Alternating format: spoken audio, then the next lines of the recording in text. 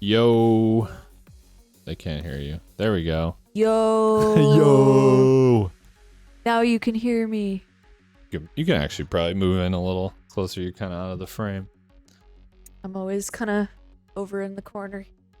Well, I go live with like the fucking splash screen up. I don't know how it's gonna look when I Yeah, you hit that go. when I change the scene. I don't you fucking hit that know. button and just pray. I'm just kidding. Spray and pray. What's up? I think both of us just woke up from a nap. Yeah, we both just took a nap. But we didn't stream yesterday, which is like the normal Brita day on the stream. The normal Brita day, yeah. So here we are. We watched Bachelor in Paradise instead. That was not why. To clarify, that was No, not I'm aware. why we didn't stream. I just didn't feel like it, and it just so happened that Bachelor in Paradise was on. It's the television. okay. You could admit you kind of like watching it sometimes. I never said I didn't like it, but I would not like if I was planning to stream. There's no shot in hell that I would skip that to watch fucking Bachelor in Paradise. Come on now. Putting words in my mouth. You're putting that evil on me. Well, interesting. No, I'm just kidding. I don't know. What are you trying to say? Nothing. just kind of groggy from my nap. I feel that. Actually, I have like a lot more energy after napping. I thought like it's definitely a 50-50 if I nap that if I'm gonna like wake up and feel like garbage or not. It's because I was definitely worried that I was gonna like just wake up, feel like shit, and just not want to stream. Right. Which has happened. It has happened to me before. But here we are. We made it. We made it. Well, tonight, I think we're just gonna like watch some shit. Just kind of chill. I don't know. Yeah. Chill. We did the Reddit relationship thing a couple weeks in a row, which was fun. But I don't wanna like milk it too much. No, I agree. So we'll come back to that eventually, or maybe we'll come up with other various Reddit reaction ideas. We definitely have to do like an Am I the Asshole? Do you want to know what we should do? Huh. We should react to the siblings or dating Instagram. Oh my god, I've seen like literally everyone and their mom. That's true. Maybe we can find other ones that are like that. I'm sure other Instagrams exist. Yeah. Yeah, I don't know if I want to stoop so low as to start fishing through Instagram and TikTok for content just not yet. TikTok. It's not TikTok time quite yet, but maybe soon. I do kind of understand the appeal of that, but at the same time I'm like, I could just go watch these. Like I don't need to watch like whoever react to fucking TikTok. Even Ludwig. I don't care. Yeah, I know you're always like, I never watch those videos. They do well on his channel though. Oh yeah. I don't fucking know. I don't get it. I think I like, cause I still like edit all my YouTube videos and shit myself. Like I have to be at least like a little bit like passionate about whatever it is like that I'm editing. Yeah. Otherwise I would just like drag my feet and never get it done. Yeah. Like, so there's no way I'm doing like fucking TikTok time and like that, like bottom of the barrel tier, like reaction content. But in the meantime, we're gonna react to some shit. Let's react to top tier, very interesting. Actually, content. I have this TikTok compilation. No, I'm kidding. I'm kidding. Yeah, so we each picked a video. Yeah, we might watch more stuff. We might watch more. But for now, just gonna toss up a couple videos and vibe, chill, chat. Are we starting with yours or? Mine's up on the screen. We may as well start with mine. I feel like mine's gonna be dark and yours is gonna be a little more like.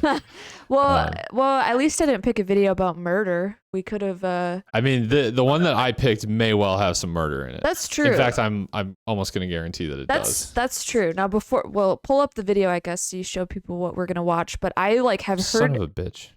I've heard of this, mislabeled on OBS. But I have never seen this video or never really like learned much about this. So I'm very interested. I find this like, and I've never watched this video either, but I have watched other stuff on it, and I find this very interesting. North Sentinel Island. It's like a uncontacted tribe that lives on like an island in sort of near like Indonesia. Yeah. And they're violent, like they just like murder people who go, which like, you know, Fair play. I have no I fucking mean, clue. Like, but still, it's like there's usually always the like reaction. And there's always like priests and like and shit like trying to preach their religion. To I was them and gonna stuff. say, don't like religious groups go there and like try to spread the word of the good Lord and get like yeah. That is one way to describe it, I suppose. So here, wait, what was the channel? Illuminati. Illuminati. Yeah. So I'm familiar with this channel, but they make videos about a lot of MLMs. So that's how I have watched it. Yeah, and that does not like cross into my realm of interest, really. But well, maybe they will after watching this. I've actually found like because I don't really these days I save a lot of stuff that I want to watch, like to watch on stream. Right. Like I literally have a fucking playlist that just has stuff that I like think will be fun to watch on stream. Right. But I've actually discovered some good channels just by being like, well, what the fuck's on like on my YouTube recommended like page 10 because like page 1 through 6 is just actual garbage. Yeah. And then I just kind of fall down a hole from there. I have to get creative with what I bring to your stream because this is embarrassing. It's not embarrassing, I guess. I watch a lot of like, you know, I like car detailing videos and like house cleaning videos and shit. And like, we can't really react to those. I mean, I could drop you like a 45-minute banger video of someone like cleaning a hoarder house, but it's not really your thing. So I try to keep it interesting. So I got to get creative with what I bring to stream here because you don't want to watch those. I can't do the car detailing videos. That takes like a special kind of person. It's like good background noise. Honestly, I find myself just listening to like the stock music in them. It's weird. I don't know. It's like good background noise. ASMR. Kind of. You know, it's a great channel. Like, and this is a little less like, I don't know. I don't want to say like esoteric, but like a little less like understated. Okay. But that channel of the Uber driver in Charleston, Ryan is driving, I believe is the name of the channel. He just like told me about and that. he actually got in trouble like from Uber because what he does like violates their like terms of service or whatever. Right. But he was and he has stopped making videos at this point, which is kind of sad. An Uber driver who just drove people around Charleston. And he would just film the rides and ask people if he could use the footage like in videos. And so they were just like, he would just film like mundane conversations and shit. It was so entertaining. Kind of peaceful. It was great. Yeah. I never watched those videos. I know you've talked about them to me before, but I've never watched them, but that sounds every very now peaceful. and then he would post like a bad interaction. Sure. But his channel was like very positive too. It was very like focused on like good interactions, like wholesome interactions he had with people. So it was very like, some like mental bleach like remind you that there are like good people in the fucking world, right? Like something positive to watch. Fortunately, Uber did not feel the same. They weren't too happy about what he was doing. So I guess like there's a whole bunch of like logistical and like legal issues with like sort of independently profiting off of a company, especially using like other people's like likeness. That makes sense. Sometimes without their it was always with their permission, but like people in Ubers are drunk or on drugs or whatever the fuck, like a lot of the times. Sometimes he would ask and like people would say yes, but then they would message him later and say like, actually I was really fucked up and I didn't mean to do that. Yeah. There's some guy who just posts videos of him driving through Dubai at various times of the day. Awesome. There's actually a lot of channels like that of people just driving around I different love places. It's really interesting. I remember when we were in Belgium in Antwerp, we did this like brewery tour. Oh yeah. And there was this Indian couple from Mumbai with us, and the guy said how he chooses where he wants to travel. It seemed like they were like pretty wealthy. Yeah. Because it seemed like they traveled a lot. He said how he chooses where he wants to go is he just looks up videos of people driving or walking around like different cities in the world and then like decides where he thinks is going to be cool based on that. So I wonder if he found like videos of people driving / walking around Antwerp. That's what he said. Yeah. That's he said awesome. Ghent too. And that's why they were going to Ghent as well. Man. That's a good way to do it, honestly. It's kind of a vibe. Have you seen the videos of people walking around Japan? Yeah, those are great. Those are awesome. Yeah. Those are some like really just like beautiful videos to look at, but also just like awesome to watch. Yeah. Anyway, speaking of wonderful places to travel to, let's get into this video on North Sentinel Island. Yeah, I bet I would let's add this to the travel list, don't you think? Yeah, right. Welcome to Prism of the Past, a weekly series about Can you hear historical okay? events, people, Little- and situations little higher if from possible. the There you go, fascinating that's to the perfect. forgotten. I actually I'm just turned Illuminati, the and speaker. today we're going to explore North Sentinel Island, home to the Sentinelese, or Sentinelli people, an indigenous people in voluntary isolation who protect themselves from the outside world, often with force. Voluntary This isolation. place Now that's absolutely kind of interesting. fascinates me, as you'll They have see to it lock has down for fascinated COVID many too. other people. I think After there's like briefly 100 people gathering that up live on some this island. information for this episode, I was curious to find out when They these probably people didn't get were COVID, discovered like, straight and up. if Yeah. we've ever really been able Actually, to I bet if at this point, like if these people did like mingle with the rest of society, they would be like subject to all sorts of diseases that they're not like that they don't have any immunity. I was to. gonna say they would. would probably just not wipe out their fare- They population. would not fare well. So realistically, like even though like it is a little bit of a problem to have like an island like full of people who just will like kill on sight. Realistically, there's probably no way to safely like convene with these people. No. communicate with them. So let's start digging in a little deeper and see what we can uncover. This girl's like avatar is insane. I kind of like it Triangle head. though. It is kind of cool. Again, she covers a lot of pyramid schemes, so I think that's, well, it's Illuminati, obviously. It's but- yeah, it's very like it's a play on Illuminati, of course. Andamanese. North Sentinel is one of the Andaman Islands, an archipelago in the Bay of Bengal. The island is forested aside from the shore, it's surrounded by coral reefs, and it has an area of about 23 square miles. Oh, I was like, The damn, is Indian this lore it? seems to be native to the island, and the people are hunter-gatherers. Very little is known about the island, though, and it hasn't been well surveyed and has, by and large, remained a mystery. What we do know about the Sentinelese is that it's thought they live in 3 small bands with communal huts and temporary shelters, sometimes located on the beach with space for 1 nuclear family. The women wear fiber Space for strings 1 tied nuclear around their power waists plant. and necks Yeah, I and was gonna say, heads. what? The men also wear You see, the necklaces North and head- Sentinelese are actually very advanced. They actually have a nuclear Yeah, power they plant? actually developed nuclear energy independent of any other civilization. and Incredible! a thicker Wow. waist belt, and they carry spears, bows, and arrows.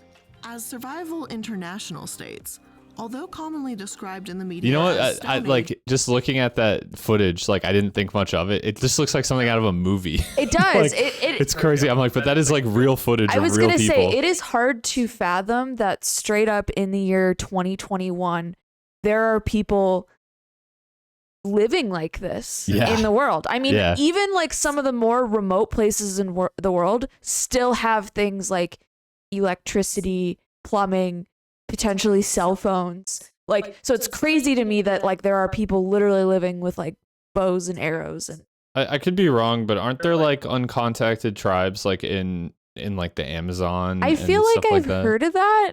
Or at least like very Limited. like limited communication with anyone outside of their Yeah, tribe. I have to imagine just because this is its own island that like it's a lot easier for something like this to straight up just be like uncontacted or hardly contacted Yeah. ever. Weird. This is clearly not true.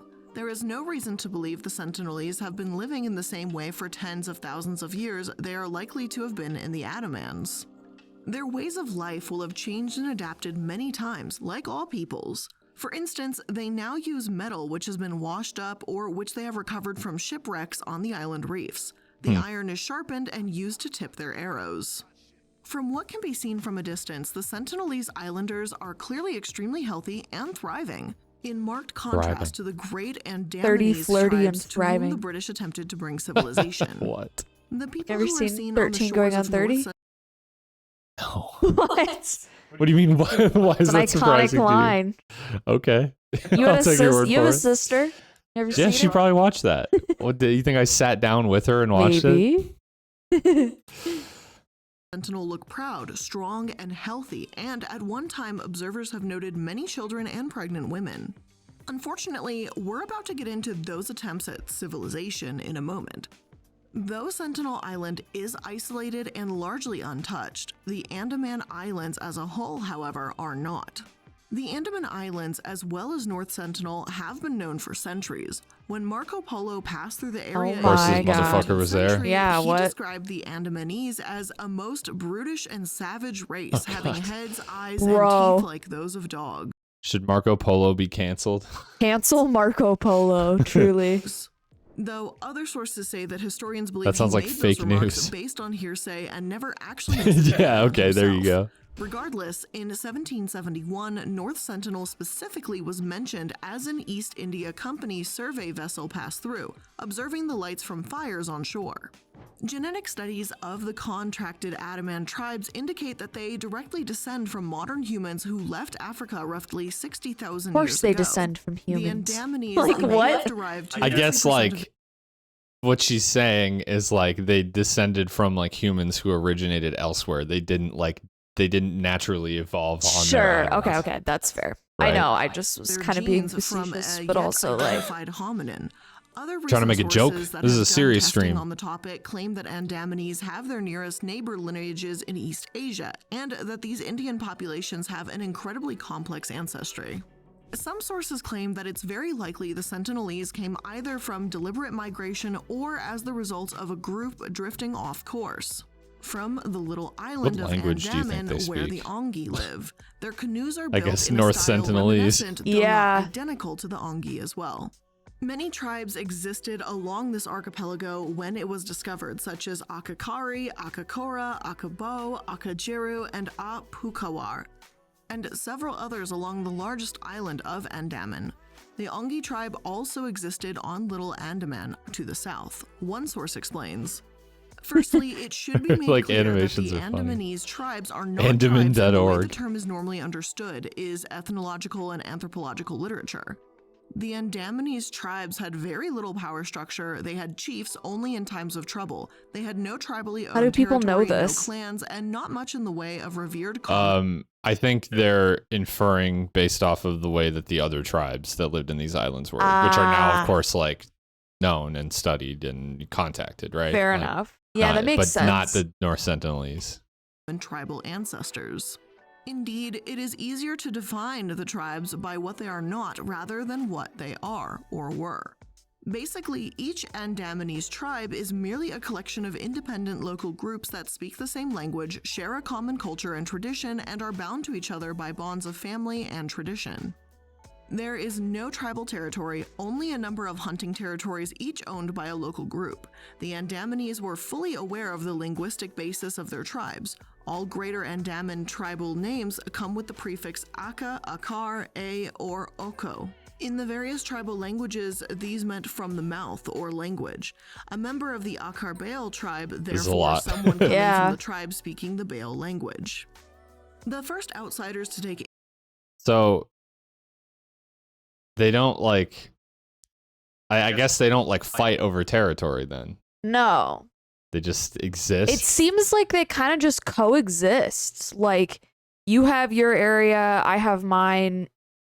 We recognize that you have your thing going and we have our thing going over here. and they speak different languages. You know what's crazy is like just how many fucking languages there are Oh in the my God. entire world. In the Like, entire world. because when you think about it, like, hey, like, you know, 99% of the world speaks like, I don't know, what, like 20 languages maybe? Yeah, there's like a Like, very small group of languages that like a lot of people speak. but then like there's hundreds, if not like thousands out there. Mhm. It's And- crazy. and, like, and then you got just like these little tribes that like still speak like some. Their own, yeah. Yeah. It's crazy. Like, and two, I feel like some of these languages are so closely related, but there's just like little things that are different about them that Sure, like yeah. classify them as a different language, which I always think is interesting too. Like, Right. that the languages are in essence the same, but have these just little differences. Yeah. interest in the Andamanese aren't aware of this, nor any subdivisions among them, so they were thought to be one large tribe, all speaking the same language. What was thought to be unpredictable in behavior, friendly one day and hostile the next, was simply different tribes' reactions to them. Confusion reigned for a while until this was understood. Although each language may be closely related to one another, the island was almost like a massive game of telephone, for lack of a better term. The further away you got from a tribe, the more distant they became. The two languages at the extreme ends of the continuum, Akabia and Akakari, were unintelligible from each other, whereas Wow. geographical neighbors were similar.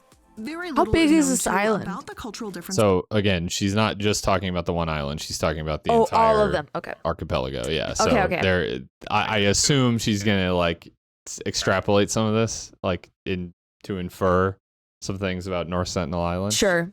But she is just talking about like the entire Okay. Andaman Islands. Got it. Between the 10 great Andamanese tribes, best known from the writings of Mann and Portman are the Akabia. Later researchers investigating the northern tribes could only salvage what they could from groups that were close to dissolution. Radcliffe Brown, our major source for the northern tribes, was primarily interested in presenting his interpretation of the available evidence, and only secondarily. I gotta say, I don't like this like glow effect on the text. It makes it No, harder to read. it's- Or I like was gonna even say, like the like- stencily like spray paint look on it. Yeah. Collection Also, of this new is data. word salad. He It is didn't what- yeah, That cast was the word tribes I'm not salad. really as a like whole, extracting showing more anything from this, I interest gotta be in honest. what they had in common than what divided I actually don't them. mind To her the like greater delivery Andamanese style either, themselves, but the I tribal feel like differences, of when it course, just loomed like devolves large into and like seemed quoting shit, enormously I'm like, important, okay. until 1858, Maybe when this truly video is different actually outsiders moved in. I'm willing to Today, give all it a that is chance, left but of I'm Yeah. kind of the like, great if it's just going to be like a Andamanese is textbook, tiny group of like, roughly 24 people living on Straits Island Reservation with their material needs taken care of by Indian government social workers. As for what happened in the 1800s, well, this is where I'm going to start putting a massive trigger warning for the episode, because we're going to talk about some violence as well as tribes that were treated abusively and terribly, and well, it's going to be really disturbing. Bring it on. According to Scientific American, the Andaman Islanders were feared by ancient mariners because they slew people who were shipwrecked on their shores. In 1858, I'd be afraid too. repelling bows and I arrows mean- with gunfire, British officials established a it's penal funny colony. because like you think about that, like in the grand scheme of things, probably what they were doing, you know, just like defending themselves, not all that bad. Yeah. And then like they retaliated by just like coming in and just wiping out their entire tribe. Yeah. It's like, Yeah, that's a little fucked. yeah, maybe one thing was a little bit worse than the other. Yeah, that's fucked. colony on the southern Andaman Island, now the town of Port Blair. Hey, that's my name. To pacify the hostile natives, the colonizers captured and held some in Doxed so-called herself. Andaman homes. There they were piled with alcohol and other enticements to create artificial wants, in the words of one official, to satisfy which they would have to engage in peaceful intercourse with a superior race.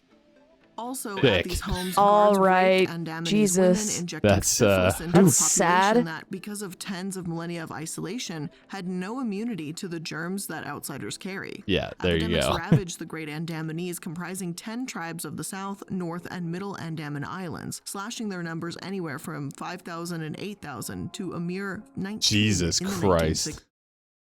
If you're the British or whoever came and colonized this island, do you feel good about what you did? Like, Yeah. I wonder. Welcome. Like that's what I Come be depressed.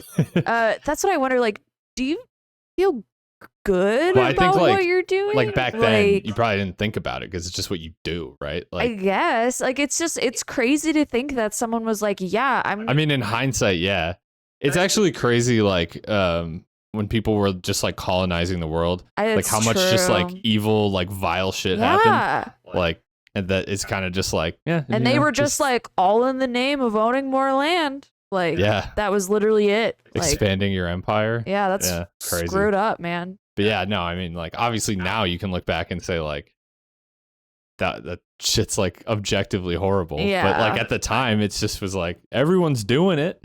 Yeah. I mean, like I'm No, like half it's joking, but I'm true. not. Like that's It's true. It's just like Yeah. really sad to think about. Yeah, corporate yeah, I mean, greed. hey, some things never change, I guess. True.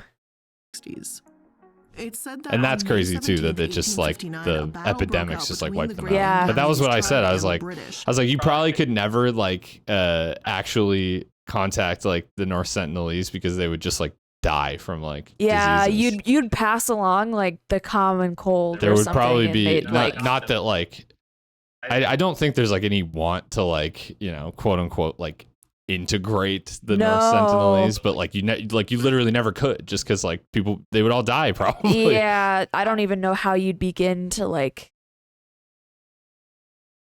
East India Company had a larger army than the British Empire. I didn't know that, but that kind of doesn't surprise me because they had so much. They had like covered like so much territory. They owned like half the world. It's absurd. Yeah.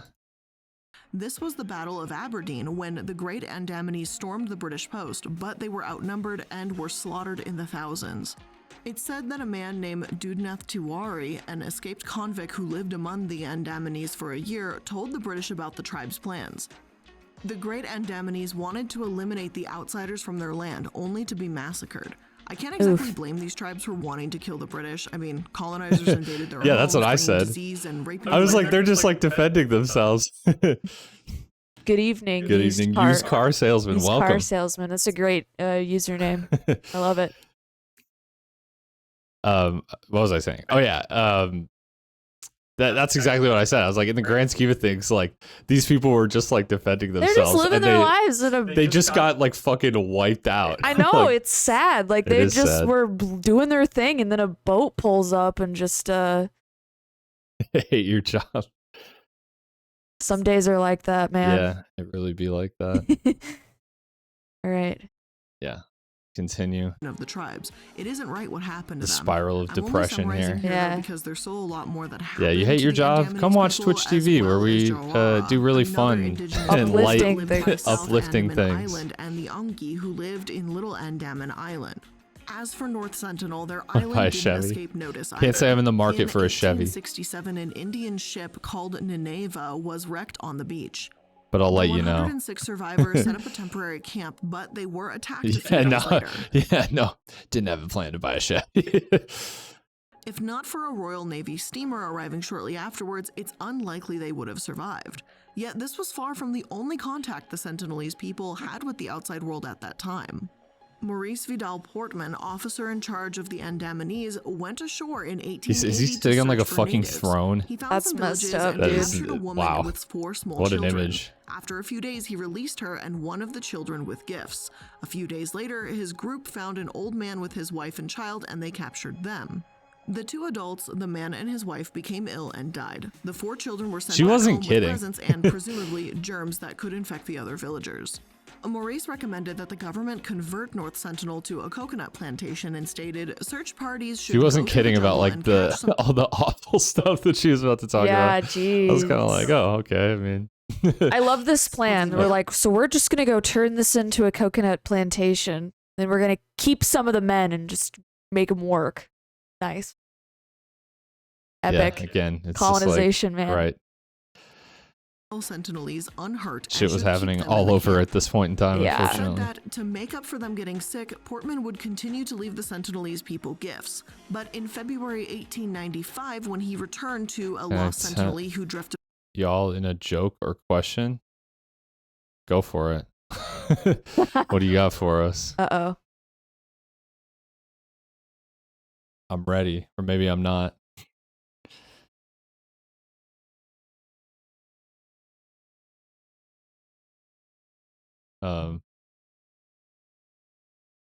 I'll let you think on that one, used car salesman. off the island. What's my beer and a squid have in common? I don't know what. Yeah, what? Hit me with it. They're both cracked. Nice, nice. Beautiful. Wow. Okay. We got a. Oh, sorry. Yeah, I can start the video again. And ended up in the Anki tribe. This is like, it's funny, like on one side having a chatter named used car salesman telling me jokes, and on the other side I'm like learning about the atrocities like on the North Sentinelese. Yeah. It's quite, hey, Twitch. The lovely dichotomy place. of It's man. Yeah, really. This is why I stream. The tribe didn't welcome him and chased him off. We the need our, island like they've been known we need to our do. comedic Again, relief. Who could blame them, honestly? I'd be chasing him off too. Some blame Portman entirely for the tribe's mistrust, and that Portman wasn't just studying these tribes for science, but that he was erotically obsessed with the Oh, Andamanese Jesus people. Christ. Bruh. What did 50 Cent do when he got the munchies? Did 50? No. What did? Oh. Just saying. Yeah. What did 50 Cent do when he got the munchies? What? Went to the candy shop. I mean, it adds up. 58. Oh, there you go. Yeah. Rip. Of course. Meanwhile, I had a great answer. Went to the candy shop. I mean, yours is like almost an anti-joke. That's true. It's like it's so obvious that it's not funny. It's just Killing like, a joke. Oh, yeah. Okay. Okay. All So right, I like 58. So back to this. Yeah. This guy is erotically obsessed. I can't even focus on This man. What Yeah, a. this is crazy. He would apparently kidnap members of various tribes and pose them in mock Greek homoerotic compositions, and he What the cataloged their bodies with an obsessive focus on their genitals. A few sources have mentioned his Stop. disturbing Get actions. some All help. of them Yeah, largely right. blaming Portman for being the reason behind the incredibly intense hostility now. Just a year after Portman tried to All right, I return a gotta pick one thing to do here, but here we'll humor you with one more joke. How did the farmer find his wife? Farmers only. Again, it's Brita with the anti-jokes. He tracked her. He tracked her. That's a good All one. right. Claps in chat for used car salesman. Exclamation point, please clap. All right, I need to play this video or I'm never gonna finish That's it. true. Sentinel-y, a But I Hindu appreciate the convict jokes. fled from the main British penal colony on Great Andaman Island on a makeshift raft, landing on North Sentinel. Apparently, a few days later, his body was found pierced in several places by arrows with his throat cut. The message was clear. Look, y'all Stay depressing away ass from North shit. All Sentinel right. Island. There is No one's actually making one you other stay. encounter on North Sentinel Island regarding Portman that I found worth mentioning when, according to my source, beginning at 9 in the evening on the 26th of August 1883, distant gunfire was heard at irregular intervals, and this was interpreted as a distress signal of a ship. On the morning of the next day, the same Portman went out in search for the troubled vessel in the area of Rutland Island, the Labyrinth Group, and North Sentinel Island. He landed on the latter, but only found deserted villages and no sign of a distressed vessel. The natives have melted away in the face of superior numbers and firepower. Was this war crimes for dummies? The landing party left gifts and then returned to Port Blair. The gunfire continued, streams dried up briefly, and the sea receded. This is advanced war crimes, several man. times This is in like a most unusual way. Only when the telegrams arrived did it become clear to the bewildered officials that at Port crazy Blair shit. what had happened. The gunfire was the final volcanic cataclysm of Krakatoa, Oh my God. exploding 25. Wait, what? That's actually an insane twist. Yeah, what? That's crazy. Wow. All right. Well. 100 kilometers or 1,500 miles away near Java. And that's how loud Krakatoa was, that from 1,500 miles away, Portman thought it was a ship in distress, though that was an entirely separate episode. Uh-huh. But I just thought that was Hey, the interesting. eruption of Mount St. Helena. I've been there. You've been to the eruption? Not the eruption. I was not. Here we go. on- This is the part that I'm Sentinelese were interested in, left the Yeah. actual alone. context. In 1899, the chief commissioner of the Andaman and Nicobar Islands did tour the island trying to catch fugitives, but he discovered that they had all been killed and not much else is said Oof. of the encounter. Yikes. However, in 1947, All right, I'm starting to side with used car salesman here. This is more depressing than I thought. In 1956, a law was put in place that banned anyone from traveling within 3 nautical miles of the island, meant to protect the tribe from illnesses that they can't fight off. But after about a decade, in 1967, India wanted to make contact with the Sentinelese again, and it was an anthropologist Oh, that got the job. so this is now all the In way an in interview with 1967. the Times, Damn, he okay. said, "It was January 1967. I was then 31. I was in charge of the regional center of the Anthropological Survey of India in Andaman and Nicobar Islands.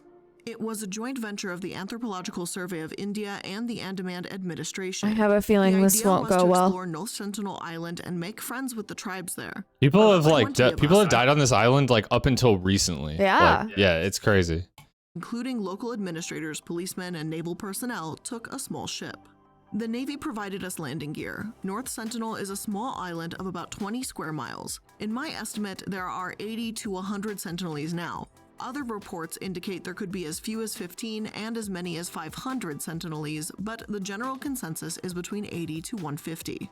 Pandit How continues, do they "When arrive we at that reached number? there, we had no idea that the locals could be hostile and attack us. We learned about that aspect of the Sentinelese only in our subsequent visits. On our first visit, the Sentinelese must have seen us, but they did not come out at all. Instead, they hid in forests, possibly observing us. There's a small beach in the island, and the rest are all forest areas. So when we walked into the island, they were definitely watching us, but we did not see them. Interesting. We first spotted a footmark and followed it to enter deep into the jungles. After walking in the forest for a kilometer or so, I saw an open area with 18 huts. Those were occupied. It would be not surreal to abandoned like ones. walk I noticed around Holy fire inside. and crap. cooked food I'd be items. scared. We saw roasted fish, wild fruits.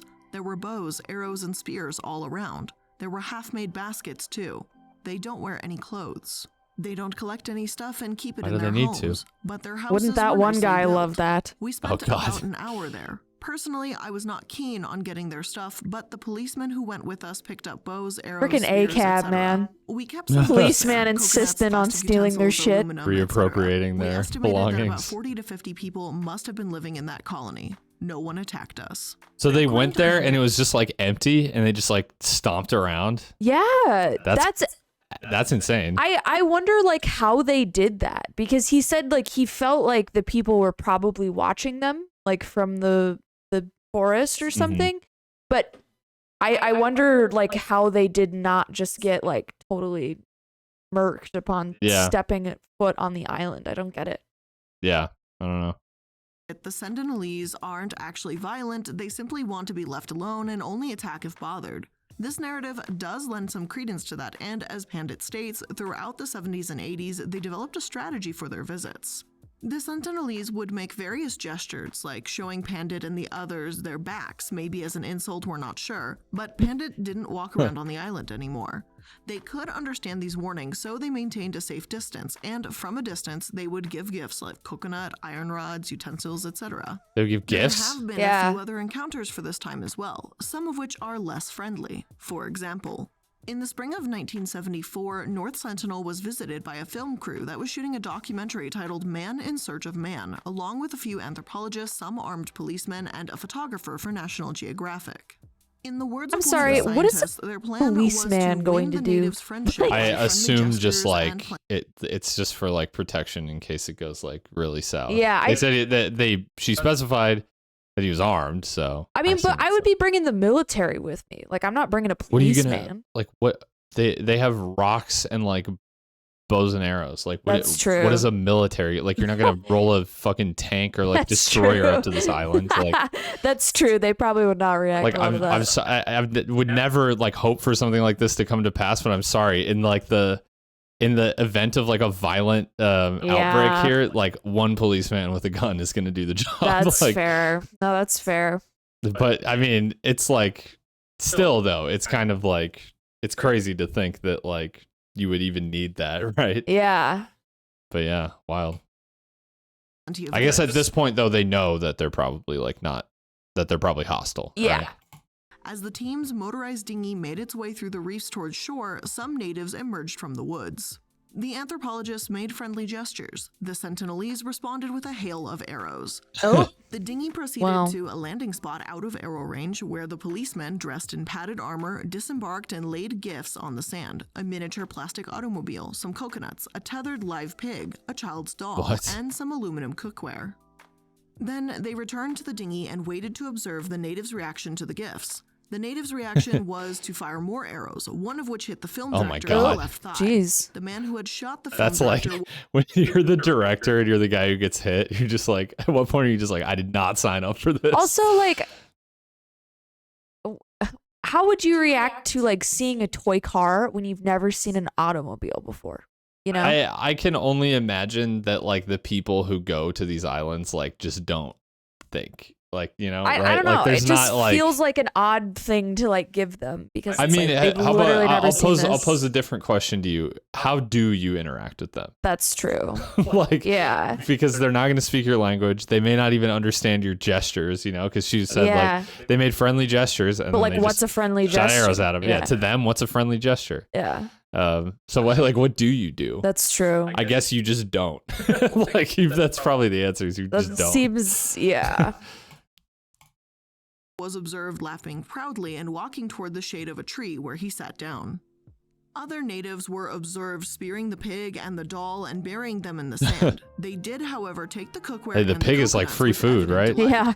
In 1975, the exiled king of Belgium on a tour of the Andamans was brought by local dignitaries for an overnight cruise to the waters off North Sentinel. Why? Like just a nice relaxing cruise by North Sentinel Island. That's how I want to spend my exile. maybe that's the deal. It's like all right, you're gonna be exiled. You can live comfortably, but you're always gonna it's never gonna be easy for you. Yeah. We'll take you on a nice cruise by an island inhabited by a violent tribe. Yeah. It's just like, all right, deal. I could think of worse ways to be exiled. Of lessons learned the year before, they kept the royal party out of arrow range, approaching just Well, close enough for a Sentinelese warrior smart. to aim his We're bow learning. menacingly at the Five-head. king, who expressed his profound satisfaction with the adventure. During another encounter on August 2nd, 1981, it's said that a Someone's gonna come back to this island and they're like gonna have gotten enough scrap from like the crap that people give them to like build a trebuchet or something. Literally, though, they're gonna be like, come all right, back. guys, it's fine. We're out of arrow range, and then like a rock is just gonna come. They're gonna realize someone left a machine gun there. yeah. God. That's another thing though. It's like, do you think they would even like figure out how to work that? I think you learn pretty quick when someone dies if you shoot a gun at them. Yeah, I know, but like you and me can look at a gun and like even if you've never shot a gun before, I like see what you you're know, saying. like Yeah. oh, you pull the trigger, you load the bullets in here. Yeah, and, that's like, true.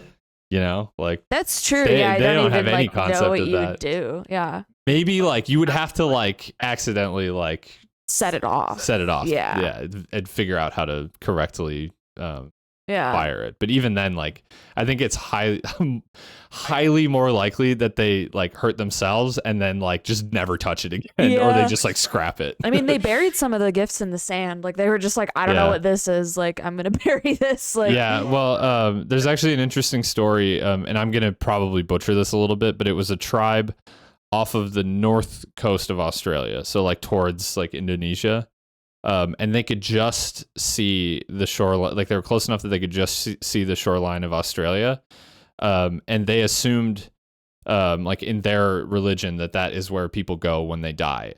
Like that was their like land of the dead or whatever. So when the first people came from Australia to contact them, they were like, they're spirits. Oh no. And so they reacted by, violently Killing or them. not well, basically. Wow, that's Um, crazy. So, I mean, you literally don't know. Like when you drop off like a bunch of stuff, like, dolls, and like you may think like, oh, it's nice things that humans like. And they're just like evil. Evil. Why'd you Yeah. bring me a doll? And not only that, but you have no way of communicating any other intention to them. So Yeah. it's just kind of like, well, it is what it is. Tasmanian freighter called the Primrose actually ran aground at North Sentinel and waited for help to arrive. A few days in, a sailor spotted people coming toward the freighter, a group of short but well-built men holding spears, bows, and arrows. They radioed asking for an immediate airdrop of firearms, though it does not seem like their request was fulfilled. Thankfully, That's they probably were for the rescued best, by I think. helicopter almost 2 weeks after the ship wrecked, and the Sentinelese scavenged the ship. Later expeditions Like found what? the Sentinel. You ask like, hey, bring me my guns, when the very viable alternative is just to leave. Well, they Like, were just leave. shipwrecked. They couldn't. Oh, they were shipwrecked. They were Sorry, I got shipwrecked. you, I They got you. couldn't. I must Yeah. have missed that. No, they detail. were I see. stranded. I thought they went there on their own, and then like, No. Sentinelese Yeah. using tools that may have been fashioned from the ship's remains. The ship can still be seen on Google Maps today. Whoa. A local Oh, that's shipbreaking kinda company cool. was permitted to scavenge some of these remains as well. 5 brothers that worked as shipbreakers went to the island with a police escort every few months until 1997. One apparently found a Sentinelese bow floating in the water and took it home, but otherwise it doesn't seem like they had much contact, at least none seems to be listed. Yet, it was because of Pandit's efforts in 1991, for the first time ever, the Sentinelese made genuine positive contact and took coconuts from Pandit and his team's hands.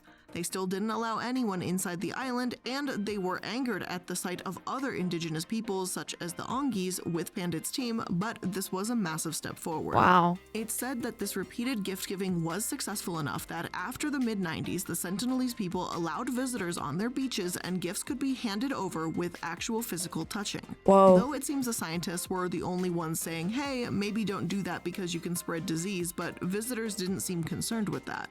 However, the Jarawa crisis in late 1997 grounded this supposed friendship campaign. The Jarawa people who live in the South and Middle Andaman Island were encouraged to come out of their forest seclusion and, as a result, began upsetting locals. They would wander naked into villages, take whatever they wished, become prey to sexual exploitation and measles, creating a massive headache for authorities.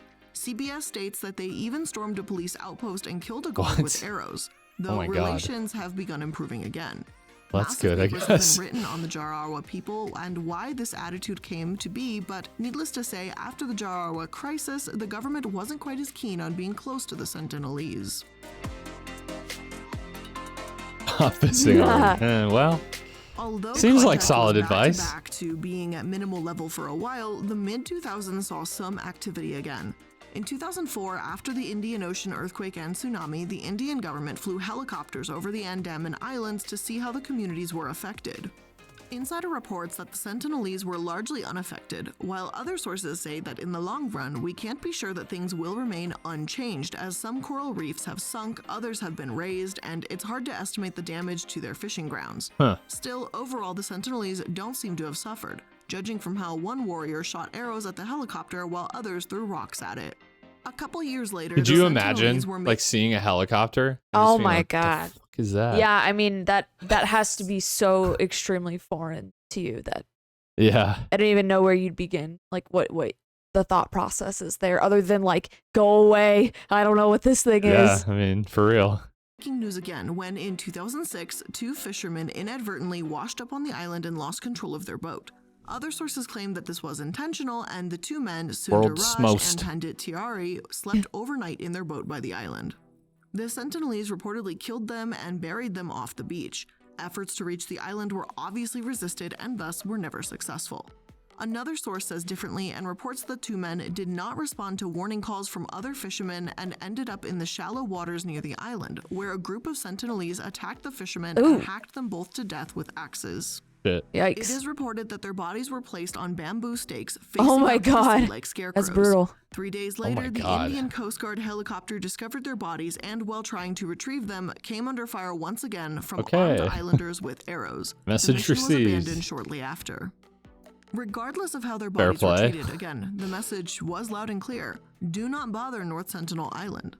I understand that Pandit had some success there, and he claims they don't instigate violence, but it really doesn't seem like it was wise to go there, considering the history of the place. I mean, things can change in a few decades, right? Outsiders. Unfortunately, that did not deter one man, 26-year-old John Chow, from trying to visit and convert I'm guessing this ended well. in 2018. Yes, this is the guy. I remember this guy. Oh no. He specifically wanted to convert them to Christianity. Bro. He traveled on a tourist visa to Port Blair, the Andaman Islands regional capital, and took up residence in what he called a safe house.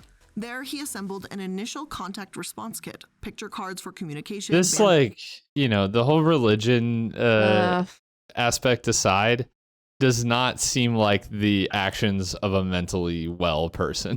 Right? Like...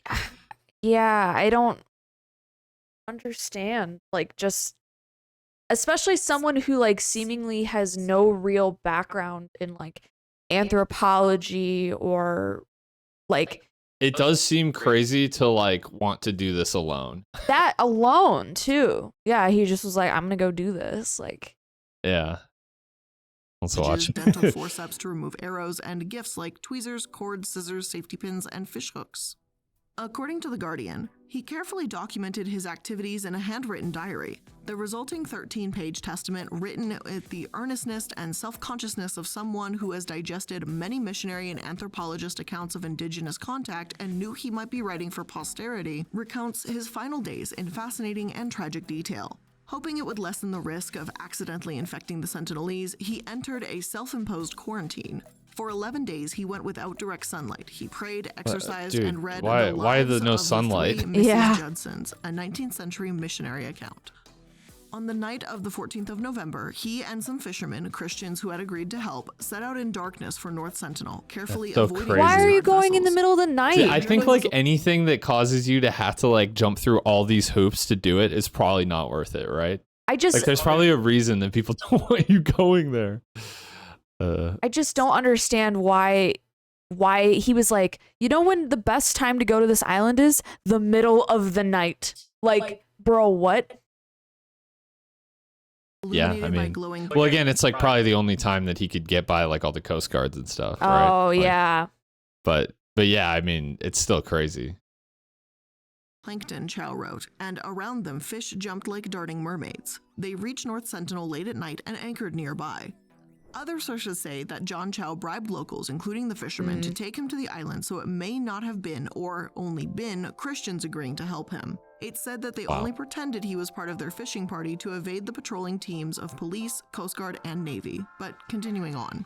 The next morning, 15th of November, he made his first approach. It is cool The how fisherman well refused to documented go this any is, I closer will to the say. island, so he stripped to his underwear. He thought it would make the Sentinelese more at ease, the fisherman later said, and paddled a kayak. That toward is the like the shore. only time that someone getting naked could ever like put someone more at ease. Yeah, right? He did like the fucking naked man from How I Met Yeah, Your Mother, for only to the real. North Sentinelese. He saw a hut and some dugout canoes. As he paddled up to the beach, several Sentinelese, faces painted yellow and speaking the language of high-pitched sounds, came rushing out. "My name is John," he shouted from his kayak. "I Oh, love God. you and Jesus loves you." When the islanders began stringing their bows, he panicked. He threw toward them some fish he had brought as a gift, then, according to his diary, turned and paddled like I never have in my life. Later that day, He made went another back? attempt, Oh this my time landing God. on the island. He laid out more gifts, then approached the hut he was chased from earlier, straying out of arrow range. About half a dozen Sentinelese emerged and began to whoop and shout. He walked closer to try Like and this hear idiot's what they were back. saying.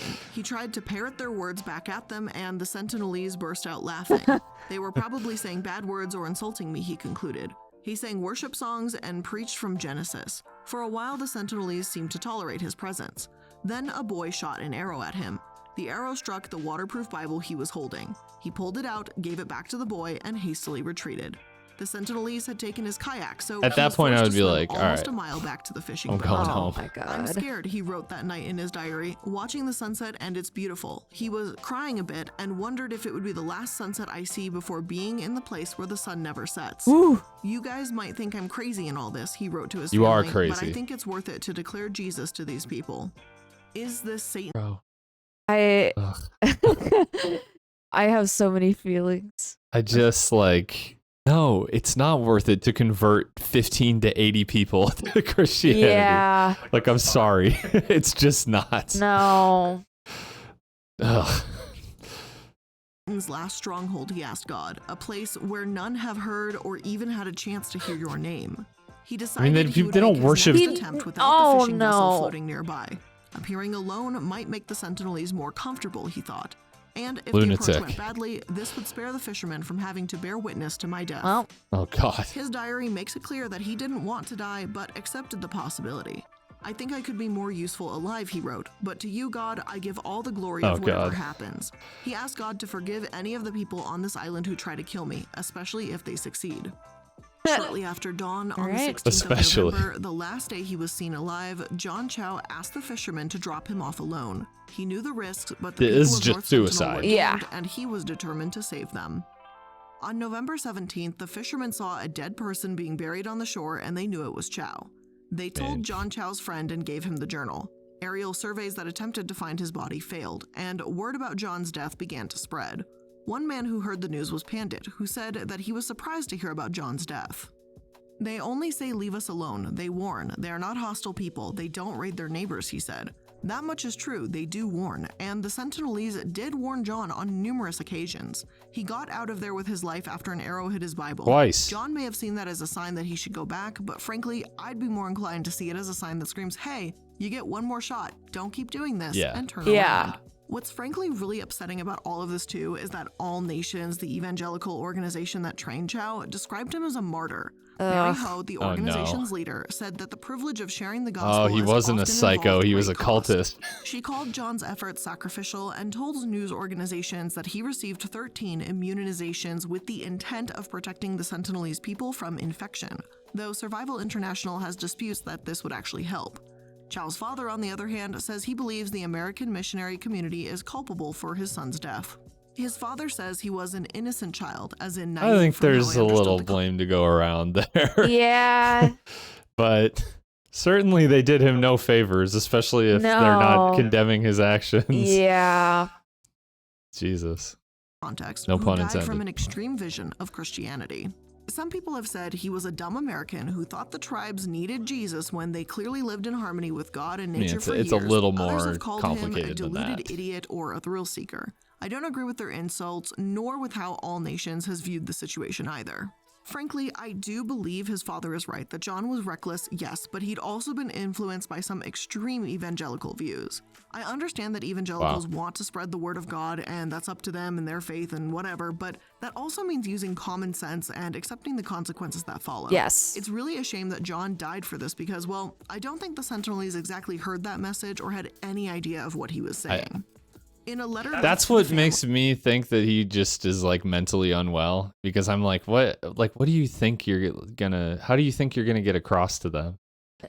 Like he Yeah. gets up on the beach and just starts like trying to mimic their language, and they just laugh at him. Like, what? Yeah. Like, what are you? I think unfortunately when you're that convinced that like all you need to do is show up and spread the word of the Lord, like You're in deep.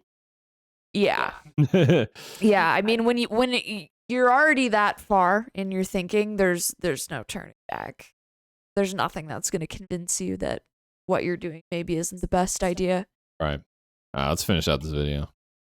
Because I think your video will be a little less depressing. So those wishes, it seems, are being respected, and John did know what he was getting himself into when he went on this trip.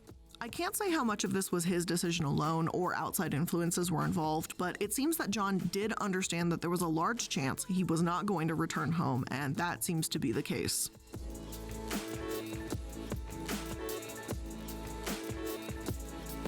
If anything does destroy the Sentinelese, some speculate it will be global warming. As one journalist wrote, I I actually wondered didn't what the even think about that, Sentinelese but- made of the coral die-off, and whether it made fish hard to find. I wondered if their streams had dried out in 1998, for on such a small island the freshwater supply must be exceedingly fragile. I wondered if the monsoon came with uncommon violence, throwing down trees and crushed them and throwing up storm surges that washed them away.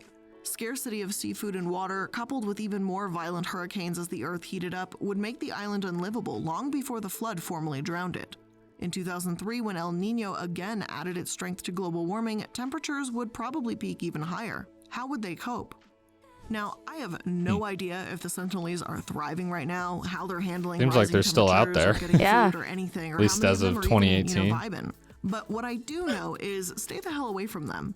This is a little untouched corner of the globe right now, and while there are other uncontacted tribes elsewhere, the Sentinelese are widely considered the most isolated. While over time, many people have learned to simply stay away from them, many other tribes are likely scared and traumatized by the outside world. In the 60s and 70s, for example, Brazil largely viewed the Amazon as an empty place in need of development. Indigenous people were given little or no warning as their homes were Hey, bulldozed, a little and modern some were just simply colonialism for killed. you. Missionaries for years in the 70s and 80s have killed those that they're trying to save with disease until eventually people have simply chosen to not contact these isolated people at all. By contacting them, we risk There's not that killing many them. left, And it's unfortunately. not as if you can tell one of these tribes to go seek medical treatment if they get sick, especially when they're not just going to trust outsiders that got them sick in the first place. I'm not saying there's no such thing as a future where we learn and communicate with the Sentinelese, but for now, I'm saying stay away from North Sentinel and leave that to anthropologists who can take things slowly and carefully. We don't need crazy Bible thumpers trying to attack and then eventually get killed. But with all of that being said, that's where I'm going to end today's episode of Prism of the Past. I hope you enjoyed it, and if you did, make sure you're liking, following, and subscribing so that you can stay up to date on all the recent episodes. Thank you so much for making it to another video. Love you all, and I'll see you in the next one. Bye. Love you too, Mom. That was pretty good. That was good. It was a little long. and a little dark. That's It was a little. It kind of redeemed itself at the end with that like more.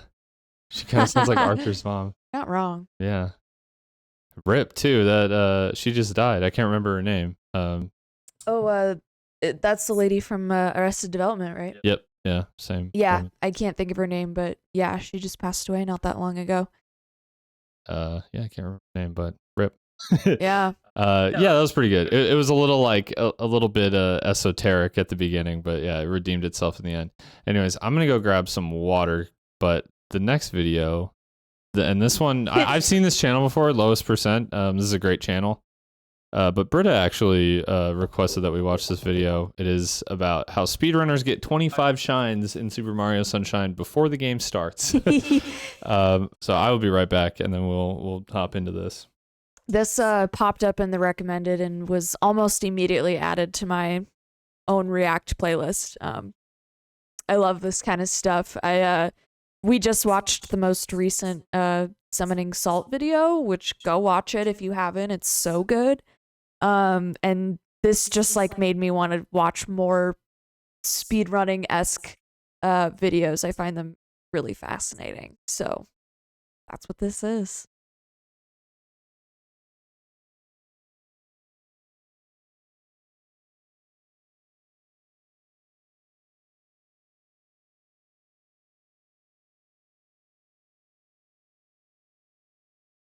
Are you ready for something more uplifting? I think so. I think so. Let's do it. Where's my mouse? There it is. The speedrun categories for Super Mario Sunshine can be broken down into 3 different tier levels. Up at the top, we have the main leaderboards. These are the most competitive categories. In a tier below that, we have the category extensions, which are on a separate leaderboard, but still a part of speedrun.com. While there's more categories listed here, they're substantially less popular. Finally, in the lowest tier, we have every officially documented category with less than 5 runners. Okay. These categories are either one-off jokes or just never interested many people, but one of these categories is here for an entirely different reason, in that it's too difficult for the vast majority of people to even complete. Allow me to let you in on the legendarily absurd speedrun, Max Percent Pre-Peach. Oh my First of all, god. what does the term max percent actually mean? Isn't that the same thing as 100%? Wait, let me guess. This is like the most you can do before the game starts, basically, right? Max percent. That's what I'm gathering here. Well, sometimes. It depends on both the game and the context it's used in. In the max percent speedrun of Luigi's Mansion, you have to collect as much money as possible. Let's say that theoretically, someone discovers a brand new coin, making 5,000 more Gs possible to collect. If you completed a 10-hour run collecting this much money, then you would have the world record. The amount of money collected takes priority over how long it takes to do it. Max percents and low percents are 2 sides of the same coin. So, is it blasphemous to discuss max percents on a channel called lowest percent? Absolutely. Like I mentioned earlier, I didn't even think context about also that. matters. The second part of this category name sets a restriction.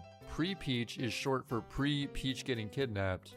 Which is Spoiler literally alert. the In very Super beginning Mario of the game. Sunshine, Peach gets kidnapped by Shadow Mario as soon as you unlock the statue in Delfino Square, which is normally the first thing you would do after arriving in Delfino Plaza. So putting it all together, max percent pre-Peach means collecting the most amount of stuff as quickly as possible before Peach ever gets Speedrunners speak a kidnapped. different language. Honestly, though. Like at this point, when I watch Summoning Salt videos, like I know like the bare minimum to like understand a Summoning Salt video like from front to back. But like I even think about like just showing that to like my mom. Oh god. Like she'd be like, "What the fuck We is talk this?" about this all the time. How do you explain something like speedrunning to your grandma? Like, because your grandma, like one or any grandma, it's like they can barely understand what a video game is. Yeah, for sure. And then how do you even begin to explain? Well, no, I play it really fast, and I also exploit glitches in some cases. Yeah. Like it's just it makes no and sense. I like get paid to do it. Yeah, Well, and then if you're like a someone who streamer, streams, yeah, then how do you explain like also it's people my job. pay me money to sit at home and play this game all day? Like it just makes no sense. Yeah. In addition to Shine Sprites, even though the Tanuki Hut where How would you trade the explain men isn't available speedrunning to the yet. North But in order to Sentinel? talk about You max wouldn't. percent pre-Peach, I mostly have to focus on its Simply, weird you older would brother, not. Max percent pacifist. At the tail end of 2017, Good music. pacifists Great music. This is probably my favorite Mario Sunshine speedrunning soundtrack. legend I gotta turn this Stelzig. guy up a little bit. What's the most amount of stuff you can collect without harming any creatures? By the way, any category that doesn't actually complete the game, such as 20 shines, always starts from what's known as a race file. A race file begins in Delfino Plaza with the airstrip shine already collected and the intro cutscenes out of the way. This is important because otherwise a pacifist run wouldn't be able to progress past airstrip since the game forces you to defeat this polluted piranha plant. Stelzig and some other community members began laying out the ground rules. There was some controversy about whether or not slinging the chomplets in Pianta Village Episode 1 was considered harmful. Stelzig concluded that slinging Is there, chomplets like, into the river is helping video them, game but slinging vegans? them into the wall is harmful and therefore not allowed. Remember, this is pacifist, so be sure to not jump on those goobas. Heck, you might have 2 goobas coming after you. Spraying birds is also off limits, but ground pounding a box is a-okay since it's just dead trees anyways. I love how there's a Discord message, like, clarifying that. Square statue because of its creature harming requirements. Apparently, Mario Sunshine is a remarkably violent game. So let's quickly cover everything that was known to be possible for max % pacifist. Pianta Village, despite being the last level you're intended to go to, is available from the very start. The only barrier to entry is climbing the shine gates without the rocket nozzle. Believe it or not, this is actually the easiest point in the game to accomplish this. Delfino Plaza cycles through a few subtly different maps as you unlock new levels or trigger major story events. In the first Plaza map, you can wall kick off the surface.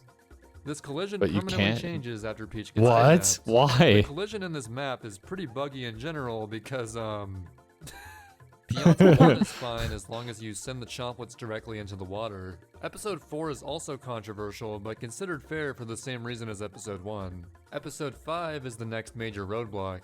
You're required to use Yoshi to unlock a secret entrance, but we don't have Yoshi unlocked yet. That's where Yoshi Skip comes into play. Oh. This not-so-solid tree allows you to clip into the underside of this mushroom. The Chuckster secret is a-okay as long as you don't jump in any Pianta's heads, because that hurts. We can also No, obtain the that's episode 5 illegal. red coin variation, the 100 coin shine, and episode 6. The episode 7 shine is unobtainable because it requires harming Shadow Mario. 26 of the 30 blue coins are possible, all except for the 2 beehives, the butterflies, and the bluebird. The remaining things have to all be collected in the initial states of Delfino Plaza. Even though the Serena Whenever clip exists, the Serena Beach loading zone isn't there yet. Guess we should rename this trick to Serena Whenever, except for right now. There's a couple freebies like the Slide Secret Pipe and the Secret Beach Shine. The Tall Grass secret is off limits because various creatures have to be killed for red coins. We can reach the left bell by doing a spin jump from a nearby tower. The shine itself is also pretty easy to reach. Even though Yeah, the it looks boats aren't easy. moving yet, we can still access the Pachinko machine with a well-timed hover and a ground pound for some extra height. The 100 coin shine is also Oh, I hate that. possible. I hate that You shine. could The 100 coin one? painstakingly spray No, every poster the like pachinko machine. Oh, yeah. God, I have like PTSD about that one. It's so in annoying. Brewster, or you could work smart, not hard. When you collect a shine sprite in Delfino Plaza or a secret stage that's linked to Delfino Plaza, your total coin count carries over. So the best way to collect 100 coins is to collect 50 quick sewer coins, collect a shine sprite, sewer and 50 more coins. sewer coins. Maybe The that'll shine be itself is my the key to my get- fucking channel points. Dumpster man Super sewer coins. Dumpster coin. Dumpster coins. Dump coins. Dump coin. Dump coin to the moon, baby. Crash but a wall kick tokens. cover will barely reach. The Chuckster I actually who don't normally know chucks you into the building the isn't there Chuckster. yet. So here's where we have to You start can't getting a cook little the bit creative. Chuckster. Many great things can be achieved by using fruit. Do a backflip and throw a banana, and we no longer have to use the Chuckster. Put a papaya by this wall, and you get that one. It's like Slide down a Mip's wall clip, and throw a only it's coconut when you hit the papaya sledge, and goodbye. before you know it, you're in the cop secret. Although, you have to do the secret with the hover nozzle rather than the turbo nozzle, which makes things a little more intense. The box-breaking minigame isn't available yet, so sadly that's 2 potential shines down the drain. Otherwise, it seems that any remaining shine is just out of reach. Moving on to blue coins. There's of course the freebies like the one in this room, 3 M graffitis, and the 3 different locations in the sewer. It's possible to obtain both of the blue coins behind orange jelly without using Yoshi. For the first one, you can simply hover into the side of this building. Oh my Second God. one is a Of bit course you can. trickier, starting with the setup to get to the cop secret. From this tiny area, you can do a spin jump hover and barely gain enough heights to ground pound up to a ledge and reach the blue coin. You see this guy? He's doing just fine, but later in the game you rescue him from a fire to get a blue coin. So the question becomes, how do you rescue a person that doesn't need any rescuing? Well, by manually extending the goop, we can sort of bring the danger to him. What the? Entirely What? pacifist because it's not our fault he didn't watch his step. After he drowns himself in goop, that's when you swoop into the rescue and he'll reward you with the blue coin for your act of heroism. What? The 4 What? fruit ladies and the 2 extra What a feet are bizarre. areas. We also can't spray the 2 I love give the her does. justification too. Like, it's not our fault he Lastly, we stepped didn't where he know of shouldn't any way have. to obtain the blue coin behind the turbo gate on this island. The only barrier to accessing 3 other shines was that we had no means of gaining enough heights. But this barrier Until. wouldn't last for long. This A would be couple like months if this is later- a summoning salt video, it would be like until, and then it would be like dun, dun, dun, dun, dun, dun, dun, dun, Oh yeah, dun, dun, the dun, music dun, would dun, dun, start and we'd get some beats going. You would just see like kind of like a blown out clip of someone doing something crazy. Yeah. and then his voice would come back in. I love his editing though. So I'm like good. making fun of it, but it's incredible. Using hangable ceilings.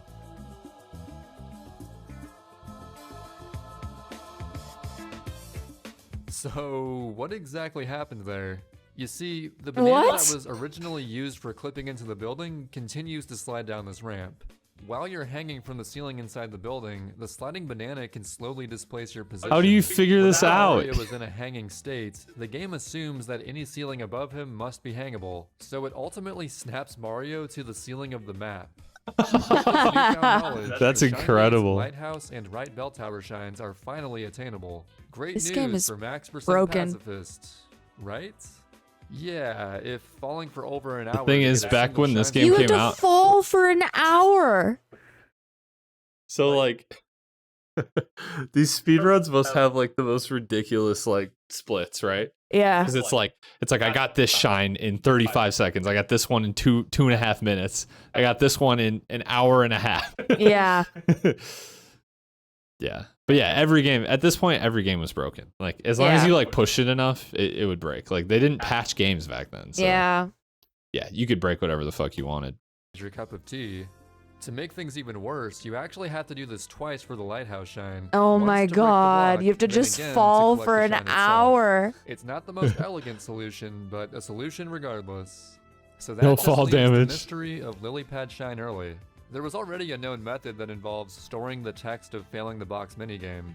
Again, that box game is not available yet, so there would have to be some other way. This is where a runner named Orange comes into play. Orange is extremely talented at tinkering with all sorts of objects and mechanics to discover things in Mario Sunshine. One of his Imagine how many games come out every single year and you're like, nah, I'm gonna run into this boat while holding a banana in Super Mario Yeah. Sunshine A game I've been playing for hours and hours 20 years. instead of playing a new game and enriching my life in some way. Yeah. No, 100%. This is the folly of a speedrunner. You wanted depressing, you wanted sad. This is what's sad. This is sad. first major discoveries came on August 30th, 2018. Oh. Finally, pre-Peach lily pad. He was able to accomplish this by setting a barrel in a very specific I always love these spot and then videos that jumping have, onto like, it a so very few specific views. way. Yeah. This is about as specific as a trick can get. Sometimes you'll be jumping It'll be up like this barrel- summoning salt video, and he's like, on that day, history was made, and it'll be like a video with like 3 views. I love this trick too because it's like you have to put the barrel in like a very specific place and like jump in a very specific place. Yeah, I On the know, right? sand. Well, you know this guy just has thousands of hours in this game that you can beat in like 20 hours. Yeah. for ages, and it just never wants to Like work. the average person lily can pad beat in secret like you 20 do hours, and a afterwards is speedrunner can merely beat the probably cherry like on top. 15 minutes. So, shockingly, nobody actually wanted to play this category. It would maybe be acceptable if you only had to do 1 ceiling up warp, but 4 is a bit much. Not to mention, missing one of these shines would cost you over an hour. Oh The new god. goal was to find more reasonable methods for collecting these 3 shines. Technically, the lighthouse already had its own method. Infinite wall kicking had been known to be possible since Kenny Cola did this in 2015, but only a handful of players had the patience to master this technique. Most of this surface cannot be wall kicked from except for a tiny sliver. A sliver just wide enough to gain heights with infinite wall kicking. Kickable. First, you slowly gain enough heights to break the block on top of the lighthouse. Then, you do the exact same thing banger again music and from eventually this collect game. the shine sprites. That's 2 hour plus time saves down and 2 to go. On October 12th, a player named SB Imagine like the previous world record is like 2.5 hours, and you're like, yeah, I just shaved that shit down to 30 minutes. Mario Sunshine Lockout Bingo match. During the post-match Discord call, SB Electric was having the time of his life with some barrels and boxes when suddenly, BAM! Teleporting barrel for some reason. SB had just This reminds me of one of the greatest glitches in Oblivion. Oh shit. And that's saying a lot because Oblivion is one of the most busted games of all time. Let's look it up after this. Well, no, I can just explain it really quickly Okay. because it's not like that interesting. It's just funny that this is even a thing. I do think they actually patched this one, but way back, you could just place a paintbrush like in midair, and for whatever reason, paintbrushes just didn't abide by gravity. So what you could do, there was another glitch where you could duplicate items like infinitely. Yeah. By equipping and unequipping scrolls really fast, and then like equipping another item, like a paintbrush or a watermelon or something, and then it would just drop like as many of that item as you had scrolls. Oh my god. So you could make like thousands of watermelons. Like there's great videos of people like duplicating watermelons off like the highest mountain in Oblivion. We gotta look up clips of that because We'll look. Yeah, I'm we'll curious. watch some Oblivion shit after this. But what you could do is you could do that with paintbrushes, and then your paintbrushes wouldn't abide by gravity, but they did have collision, so you could jump onto the tiny little paintbrush, and you could like ladder up to places with paintbrushes. It was cool. crazy. Stacking. Uh-oh. Barrels have an internal flag that says whether or not Barrel they're put held or down, put false. by Mario. For some reason, picking up a barrel that's previously been held doesn't cause the flag to become false again, so the game still thinks the barrel isn't being held. When going over an object, such as a box, the barrel That tries seems to like a stay in the massive same oversight, place I'm not gonna lie. as that object. Visually, you're still holding the barrel, but setting it down snaps it to where you were at the moment you crossed over the object that you're standing on. At first, this trick was seen as nothing more than a mildly amusing glitch among many other pointless glitches in Mario Sunshine. Oh, and then it falls. A major breakthrough came on October 18th when Noki Doki tweeted a video of barrel stacking's first That useful Carl application. Weezer? That did If you kind of can look like infinite Carl wall kick onto Weezer. the Shine Gate with a barrel in hand, this should save over an hour in max % pacifist. You need to pick up a barrel 2 times, infinite wall kick to the top of the Shine Gate. Do you think sling like jump- this guy tweets about max % pacifist, and then all the replies are like Omega lol dead category? Yeah, for real. Like who cares? So the peak of your jump happens right when you cross over the top of the box, land on the box, then set the barrel down. Repeat that whole thing again, but start your spin jump from the first barrel that you Oh placed. my god. Oh my Top of the God. box at a relatively high point in that jump, land on the box again, and set that barrel down. Head back to the top, and if both This of your is barrel just like the placements are paintbrush practically glitch. perfect, you can just barely reach the Shine Gate shine. It's pretty absurd, but think of all that time you can Wait, he save. didn't get it. Yeah, Oh, he he did. did. He Only did. one Okay. shine remains to be solved, the right bell tower. According to Noki Doki, it wasn't looking too good. There's a convenient box that's Dude, he's got a pretty My close to Little the tower, Pony but Yeah, it profile says all I picture. need to much out know. of reach. This was the tipping point for Shadow Mario 27, who was the first And then person his brave stream enough to overlay is attempt just anime max as fuck. Oh percent no, this is a different guy. pacifist.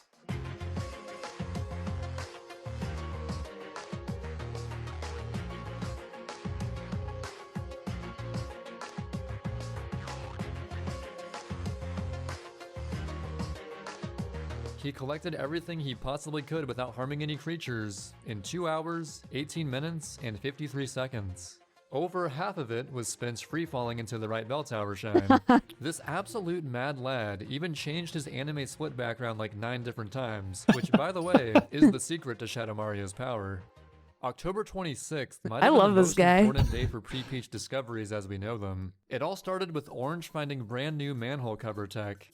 To set this up, you first put a manhole cover into an intangible state. Some of you watching may have even done this by complete accident at some point. Wait, what? Here's a simple way to achieve this. Oh, what the It's hell? important that you start by standing on top of the cover. The cover has a different collision model when it's bobbing up and down versus just kind of sitting there. After ground pounding into the sewers, exit as soon as you possibly can.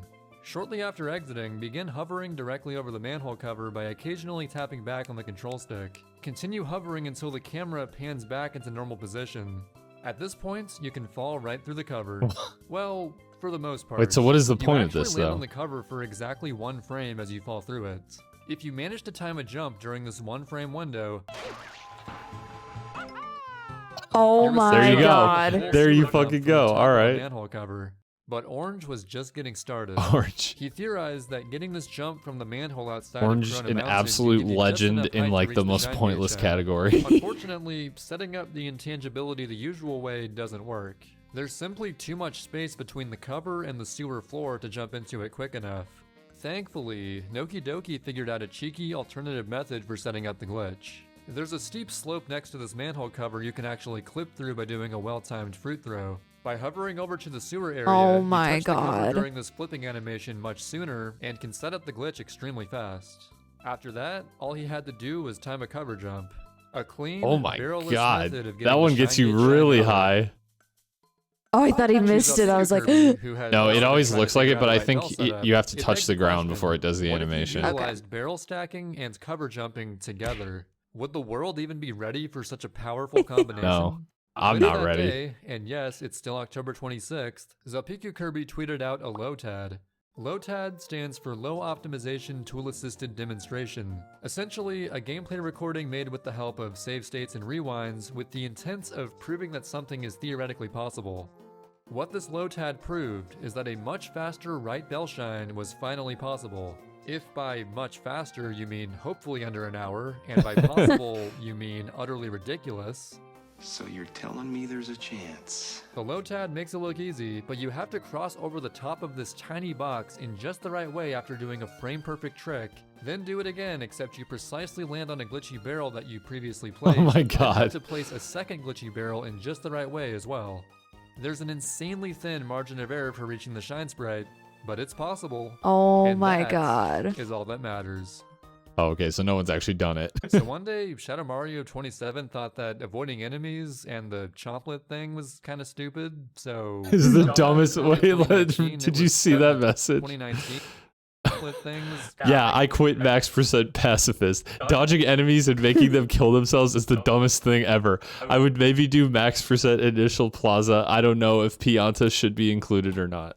The fact that that's also the guy who held speed like records or figured out tricks. I love how his reasoning isn't like I just can't I can't get the time any lower. It's dumb. He's like, I don't want to do it anymore. This category that I've spent hundreds of hours on is dumb. I'm done with it. So, sometime in early 2019, it was split into 2 different categories.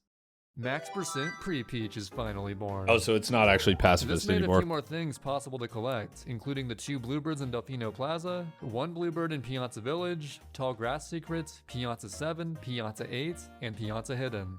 This brings the total counts to 25 shines and 39 blue coins. On May 6th, Orange found a much more consistent lily pad early setup using a banana. Afterwards, he even did his own attempts of max percent pacifist and got the first sub 2 hour time. He still used the freefall method for right bell tower because the barrel stacking thing is pretty dang tedious. No one had actually ran the pre-Peach category yet, but that's probably for the best because the final piece of the puzzle had yet to be unlocked. Remember that blue coin behind the turbo gates that was thought to be impossible? Orange figured that out as well on June 11th. Of course he did. To this day, that is the maximum number of shines and blue coins that are known to be possible before Peach ever gets kidnapped. The discovery of this blue coin inspired Noki Doki to attempt the It's first ever like- speedruns of max percent pre-Peach It's like as why? we currently know it. You know? He managed to get a 19-minute right bell segment with barrel stacking. If I stop paying attention for 3 seconds, it just sounds like nonsense. It is nonsense. That's the thing. That's the thing about speedrunning is that it's one thing to play a game really fast. It's another thing to be like, what if I did it at this specific time in this specific way and I did it really fast? Yeah. And it's just like, okay. All right. Right. There's no point to it, but hey, if you wanna. on that segment. He closed out his run with the most recent blue coin discovery and achieved a 106 in max % pre-peach. Even just the entirety of this terminology. run Yeah, is exactly. faster than doing a single freefall strat, so the category has Is a come man long playing way. like Italian or The something? last thing worth noting looks like is that Italian, on September yeah. 28th, 2019, Orange completed an unofficial sub-hour run of max % pre-peach. He performed Why is this it run with unofficial? speed and position codes active to keep tabs on his vertical speed value. Oh. After cleaning off the right bell and spawning the shine, he begins by making the hidden manhole Is it cover because on he's the beach using like a intangible ROM for them hack to or use. something? Might Is that be. why? He then stores a quick burst of vertical speed by side flip diving into a banana. Before doing any of this, he placed a barrel on a specific part of the shoreline. There's a quirk with water physics where the transition into Oh my water God. doubles your speed before tapering off into swimming speed. Orange took advantage of this doubling by grabbing a barrel one frame after entering water.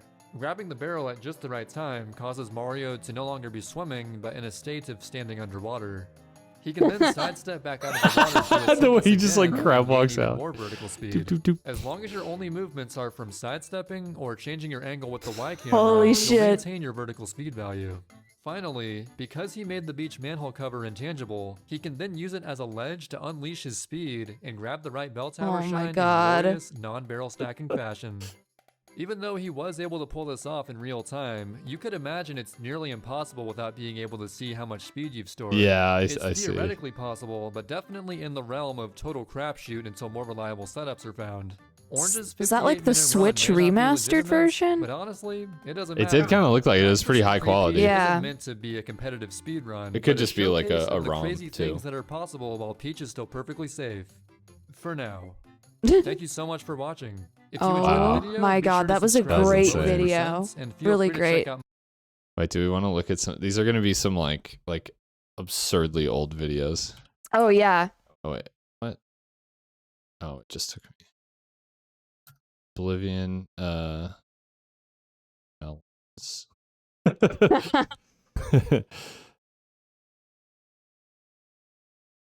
How many watermelons are there in Oblivion? Oblivion is a perfectly balanced game with no exploits. Oh shit, I didn't. This is like a new video.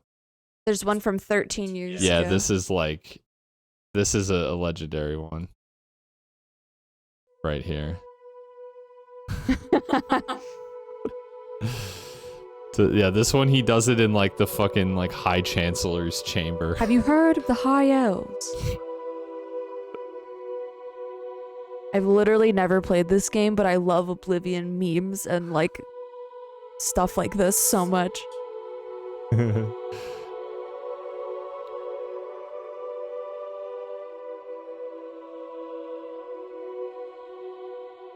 Let's see. Let me just skip ahead. Okay, yeah, here he's doing the glitch with arrows, which is a different glitch than the one I knew, but I think the one that I knew got patched. 15k arrows, so he's gonna make 15k watermelons. Oh my god. This usually crashes the game. Watch, and then, so yeah, you knock the arrow, and then I believe you drop the watermelons? Yes, that's exactly what he did. And now the game is just frozen, but watch. Oh no. That is just a massive 15k watermelons.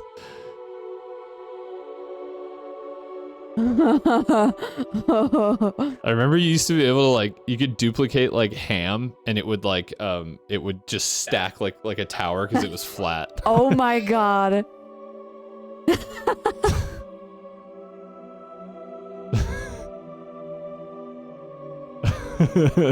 The frame rate. Holy shit. This is beautiful. It's just rating watermelons. This is art. This is modern art. It's truly art. I actually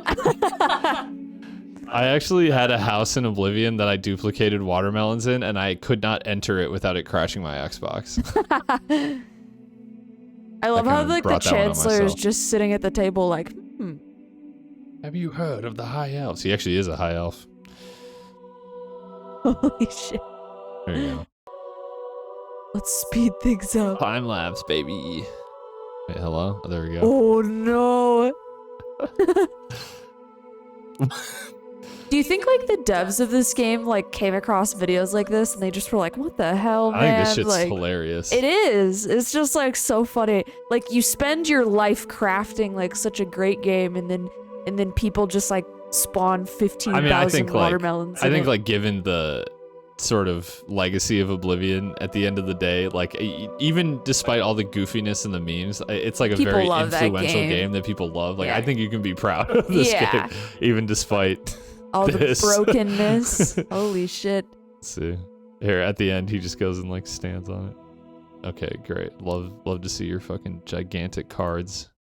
Wow, that was beautiful. Oh, someone did 20K? 20K. Oh god. Some of these videos are real bad, like just quality wise. From the producer of oh god. Was this made on fucking Windows Movie Maker? Comes an epic journey. Of biblical proportions. This guy really went all out. Windows Movie Maker hits different, you know? Wait, please tell me this isn't like DMCA music. Oh, Oh, it fucking is. Rip. All right, well. That was amazing, I gotta say. Yeah. Man, I just want to watch Oblivion. Ugh. Well, shit. That was fun. Yeah, what a day watching very depressing and interesting videos. Also uplifting. True. I mean, the Super Mario Sunshine one was definitely quite uplifting, I will say. As in, like, literally just, like, uplifting yourself into the sky at 1,000,000 miles an hour. And then falling for an hour. Yeah, pretty much. I was going back to lowest percent to subscribe, and I saw lowest sheesh. Better pull that up. World's lowest. All right. Here we go. We need to experience the world's lowest sheesh. This is peak Zoomer meme, I gotta say. Oh, wait, yeah, that one is. All right, I'm attempting the world's lowest sheesh.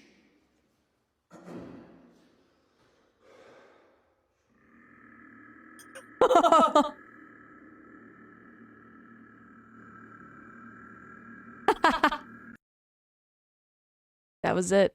That's the tweet. That was. I'm not gonna waste words on that.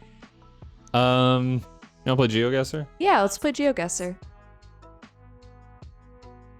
Geoguessin.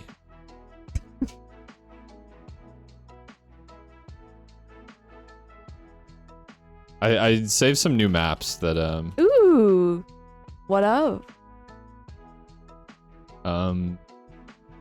you'll see, I guess. We can also just like do what we did before and play some weird ones. Ultra rare Tuesday stream. True. It is rare. I never stream on Tuesdays. This is probably the second time I've ever streamed on a Tuesday. Yeah. All right, what are the maps? Are you sharing your... Not yet. If I go to Geoguessr, does it still... No, we're good. I was worried that it would still have the timer. Oh, God. Triggered.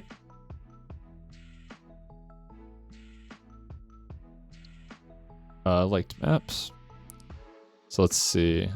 Desolate places. McDonald's worldwide? Yeah, this was one that Northern Lion was Oh, playing. we got to do You wanna this try one it? You wanna for try it? sure. Okay. For Yeah, sure. Let's do it. We'll just do no moving because I assume it will drop us in front of the McDonald's.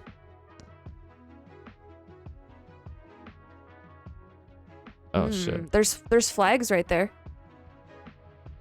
Australia, or what is that? New Zealand? New Zealand? I think we're driving on the left. Yeah. Where's the sun? Could we get it? Sun is like kind of... Could we get any clues from No, like it's in the the north. signs hanging? I think it's New Zealand. Hungry for offers? Right, I'm saying like clues about where in New Zealand this is from, like the construction signs. Yeah, I'll or... take a look. Allied Civil Construction. Okay. You know New Zealand area codes? No.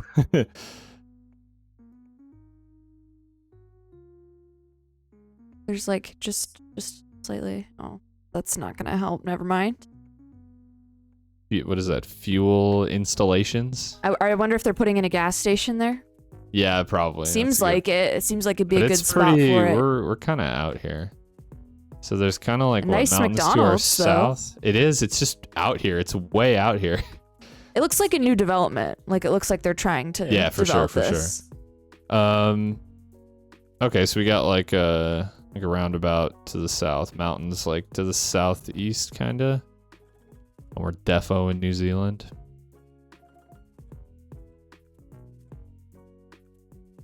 It seems like we're just out. We're out there. Yeah, I don't even know where to begin. There's not really anywhere. I mean, I guess we could be like, what do we got in this direction? Not just flat. Just flat. Lower Buffer Gorge. It's Buller Gorge for you. Oh. We out here? Ron Cumming bulldozing. Sorry, Ron, if Chill, you're watching. Ron, chill. Ron, relax. Relax, brother. But I feel like we're on the South Island because it looks like Lord of the Rings out there. But I'm pretty sure they filmed on. I think they filmed on both islands.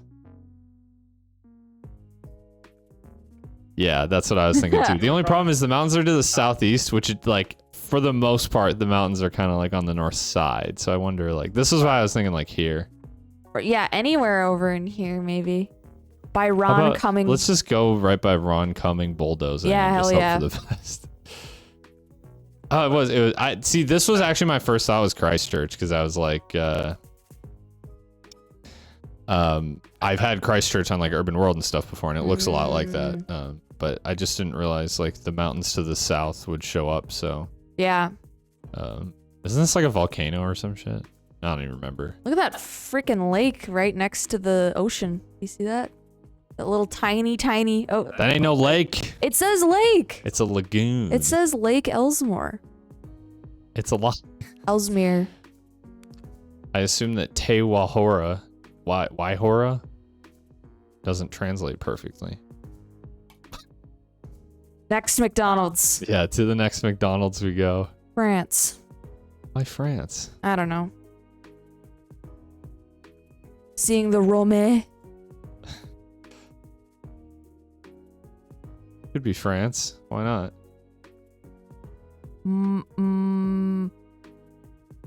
I Looks can't like read Mosby Catalina. I doubt that's what it is. I Because can't that's not a read real that. thing. I like my gut of France.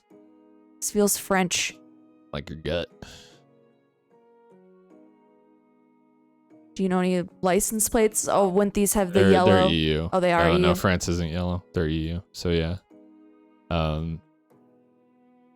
Yeah, I mean, France feels fine. This is not as nice of a McDonald's as the other one we just saw. We're trying so hard. I'm gonna actually say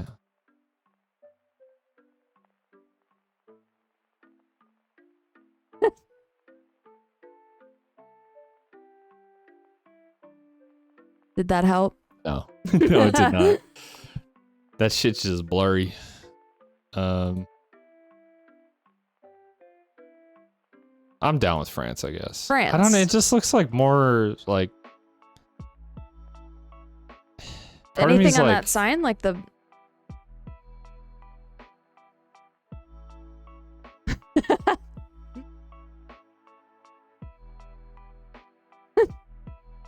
Nope. I like France. I feel like France... France is a good answer. You know what?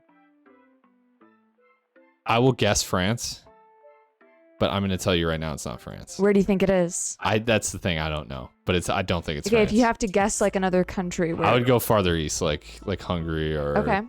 Well, let's try France. Yeah, we'll try France. Try then. France, because that was like my gut. It's not Paris, but it's gonna be No, like go a... like.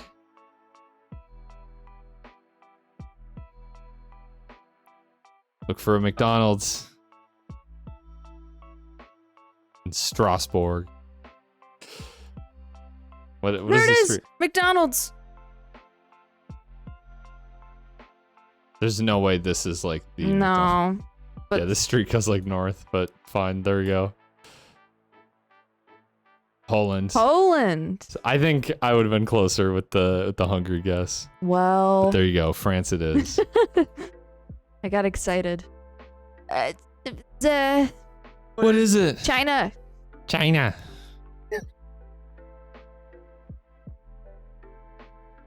Right? Or is that Japanese? I think this is Taiwan. I've been wrong about that before, though. I would say Taiwan, yeah. There is no China on Street View, by the way. So. Oh. I mean, there might be like photospheres or something on this map. I'm not sure, but typically there's no. Oh wait, there's actually a way to see if it's Google if you look in the sky. So there you go. That said, don't know where to go on here. Let's see, is there any like mountains around? Maybe. I think that's just a roof. Looks like a built leg, yeah. It actually looks pretty flat. Which not a lot of Taiwan is flat. It's very mountainous. So maybe we're just out in like the boonies. the burbs. No, this is not the boonies. I would not describe this as the boonies.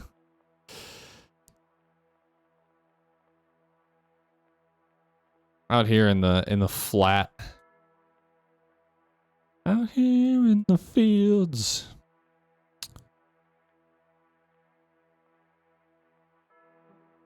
$7-Eleven? Come on, show me McDonald's. I went to a 7-Eleven when I was in China. Yeah, that's fun. We'll go with this. I think I bought liquor at it. Hey, that's not bad Hey, actually. Yeah, it's a I good mean, guess. Taiwan's not very big, so I couldn't have been Yeah. that wrong, but Wow. Wonder where Ooh. we are. actually this might be Hong Kong. It said the Japan Oh, is it outlet Japan? store. Oh. The Japan value store. Oh, it looks like Hong Kong, but It does. you're probably right. Wait, This- are you though? This just looks like Hong Kong. It's Venice. It says Venetian. Clearly.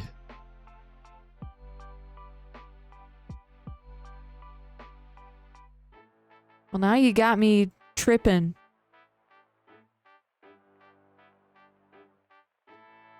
That looks Japanese, like Japanese to me, but That does? Yeah, I agree. But that looks Chinese. I don't know. But it literally says Japan value store. That does not look Japanese though, no. right? I mean, it's possible that they sell like Japanese stuff in True. I mean, Hong Kong's a good guess. All the buildings There we go. definitely make it seem like Hong Kong. Like the big Is tall. that ocean like this way? It looks like it, Bridge? yeah. I think it's Hong Kong. Let's go Hong Kong then. Yeah, I was gonna say.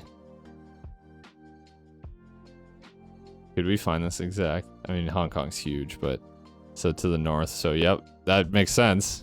Bridge. Not that way. Oh wait, we could find this one exactly if this is Hong Kong. That kind of looks like that a little bit. Yeah. Please, McDonald's. Oh wait, no. the There it is, right building's- there. We sure that's the one? That's not it though, because No, I don't think that's the we're one. by like a shopping mall. Watch it not be Hong Kong.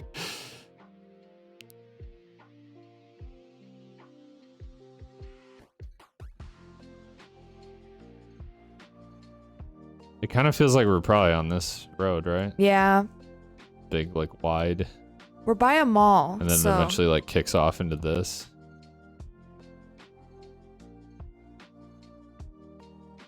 I guess that bridge that I'm seeing out there kind of goes, like... No, it goes, like, north. It goes, like, south to north. So, yeah, we could be, like...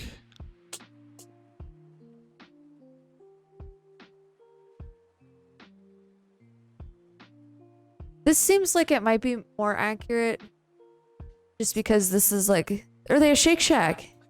The only thing that's still tripping me up is the way the street is. It like doesn't really match up there. Maybe we're like farther over this way. That actually doesn't look too bad. Parking garage right there, maybe? McDonald's? Show me McDonald's. I think I saw it. Oh, no. Oh, wait, wait, go back. Right there. Right there. Down. Right there. On the wrong side of the street. Oh, shit. Well, fuck it. We'll just do it. Oh. Oh, it was no. in China. Or Oh, no. Yeah, it was. It was. Oh. what the? I didn't realize Just, China had Street View. Maps. Well, there you go. It does in some places, but Macau.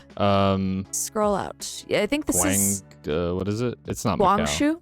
No, it's not, because that's Yeah, it is Macau. it's up here. It is Macau, I guess. Never mind. I was gonna say, like, I was curious why the Venetian truck definitely like had me. That's actually thinking, yeah, that's not a bad idea. However, like there's casinos in Hong Kong too, but Macau is more known for its casinos. Like that could have been a good giveaway. All right, the last dawns. This looks Wait, like enjoy a fun birthday at your favorite place. this looks like a sad one. V-Train.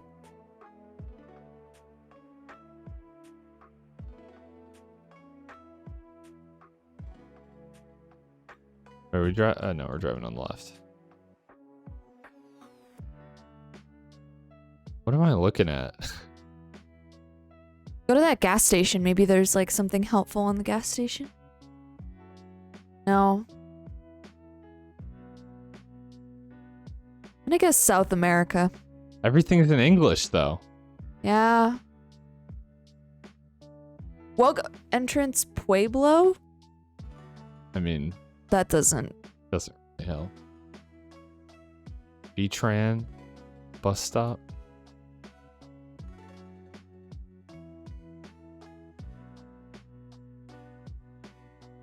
Wish I could see this better. Maybe it is like. License plates? Can we get any clues from? Maybe it is just the U.S. I don't know. I mean, that's a U.S. looking phone number, 778-2095. Like, that's like the structure of our phone numbers. I guess so. This is just like. What about like Hawaii or some shit? Could be. My I guess would be guess. Hawaii. I don't know. The vehicles are very American. But does this just doesn't look American at all to me? I would say Hawaii then if I was gonna guess like in America. I Because don't are think there it's mountains? Hawaii. I don't think it's Hawaii. Are those mountains over there? Not really, like hills. The school bus is on the wrong side of the street.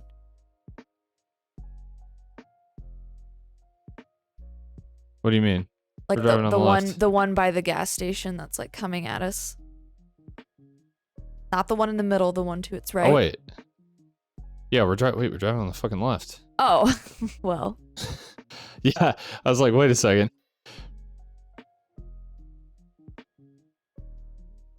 Okay, so. Yeah, what the fuck?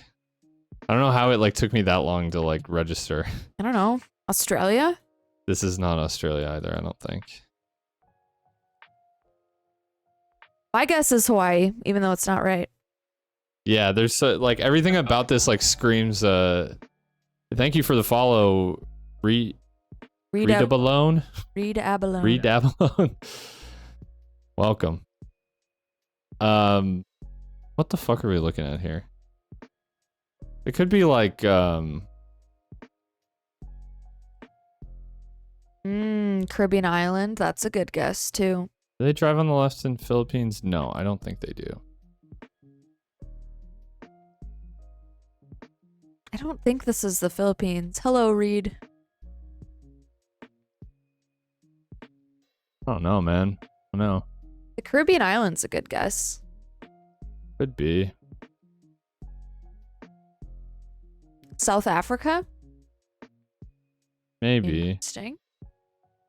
Yeah, you know, I guess that's not a bad guess. It's really green though. I feel like South Africa when I'm there is always so dry. I'm down to give it a try though. What's like a... It's like greener down by like... Well, no, but Cape Town is really like mountainous. How about out by Durban? Can we find a McDonald's? That's the real question. McDonald's. Old Fort Road drive-thru? I don't think that's it. Doesn't seem like that's it, but... Doesn't match up really, but it is a McDonald's. And we don't really have anything better. So let's do it. Oh, hey, spot on the... Rico. It wasn't even... No, U.S. Virgin Oh Islands. my gosh.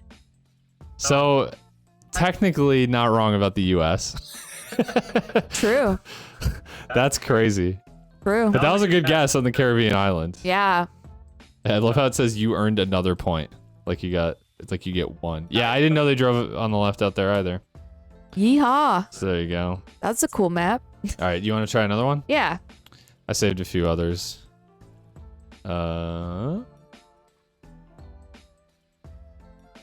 Desolate places. This one I think is like has to be nearly impossible. This but I think is it's like funny.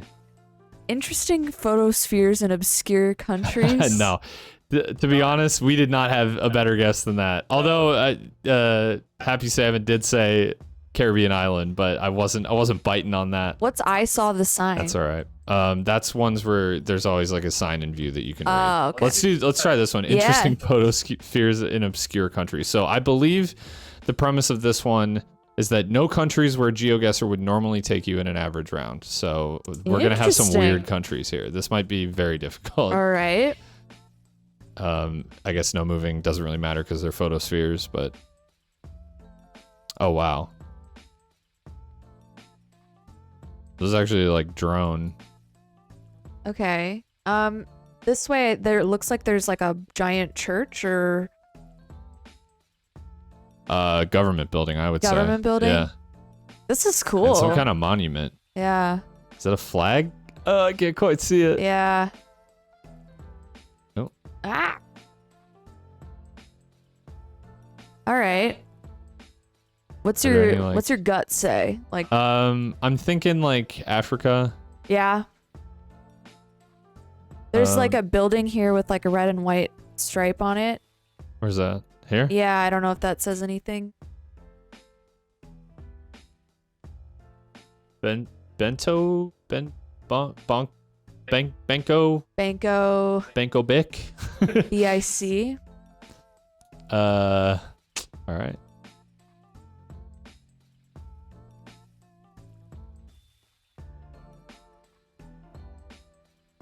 Definitely Huh. like fairly built up.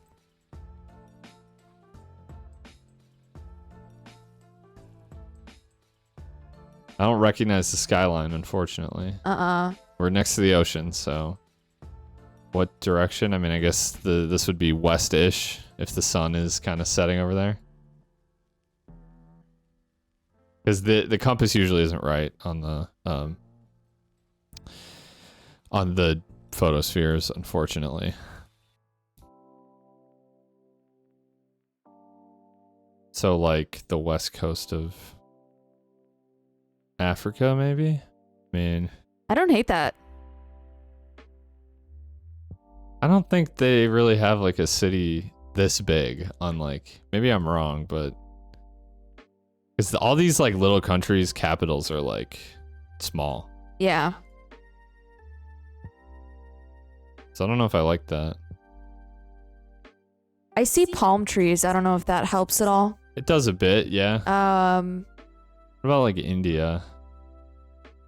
I don't think this is Mumbai, but... No. India's an interesting guess, though. I feel like we don't get taken to India much in Geoguessr games. No, Mumbai isn't, like, this sprawled because it's kind of, like, on a peninsula. Yeah. I don't think it's probably not Mumbai. Surat? What is it? Surat? I mean, it's not right on the ocean No. though. Maybe not India. Is there like an identifiable church? This could just be like somewhere in like South America too. That's another thing I was thinking too. Like what's kind of like almost like northern like coastal like. Could be like, no, that's not quite on the coast. Caracas.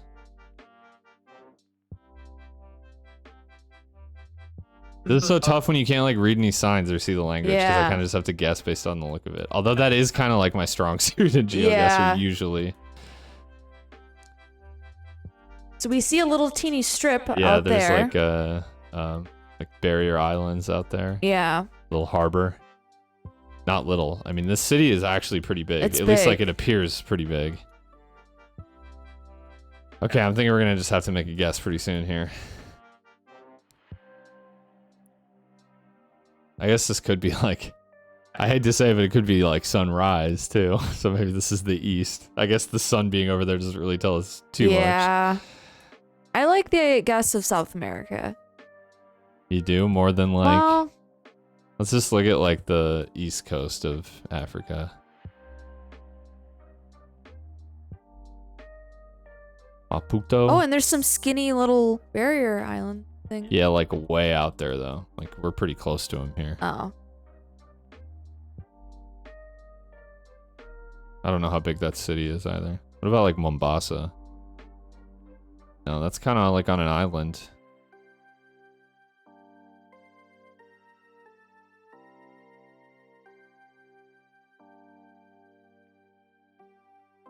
Mogadishu? No.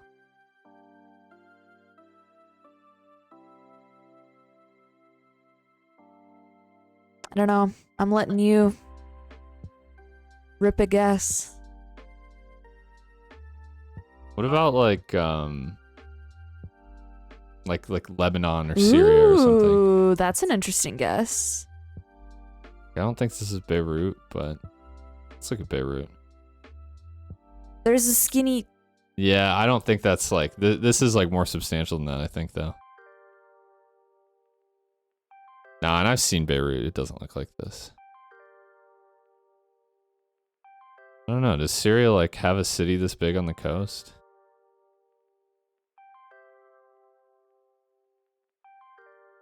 All right, I'm a bit stumped here.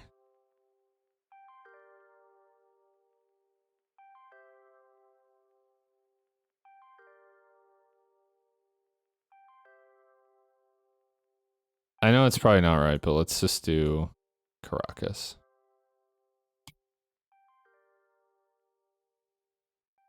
Oh. It was Angola. Oh my god. This was like my first line of thinking was like this part of Africa. That's But funny. then I like second guessed it because I was like, I don't think the cities there are that big. I guess Luanda, which I will add is a city that I've never heard of in my life.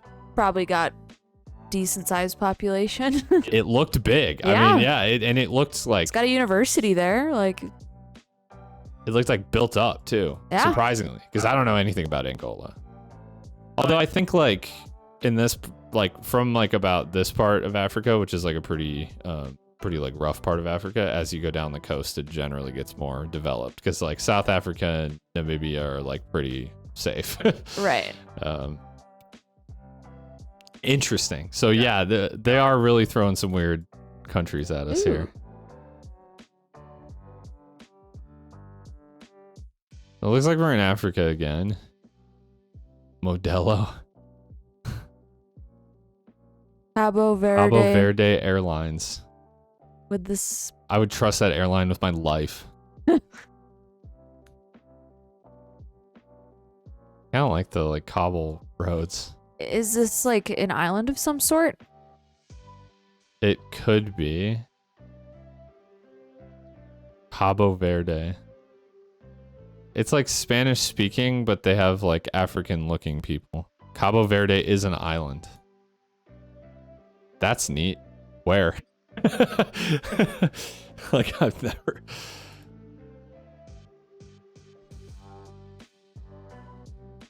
Off of Western Africa. That was kind of my guess. Like west of Senegal. Interesting. Hey, yeah, what do you know? That's crazy. How do you know that? Yeah, what? What is it? Something Boa Vista? Is that a city maybe? There it is. Oh my god, dude. Okay, and then what's like the city? Salray?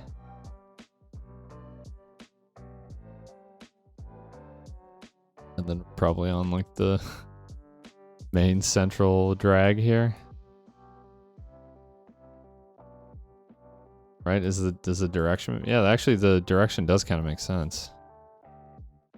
I can't really like see around us well enough to say. Well, actually, you know what? We're probably at this intersection here. Oh. Hey, we got 5,000 still though. Hey! At one point, like 3 years ago, I could label every country in the world on a map. It's so baby. So, baby. Let's go. Ooh. Ooh. All right, this is... Maputo. I don't know what that is. Didn't we just look at Maputo? Oh, yeah. Why are these all in Africa?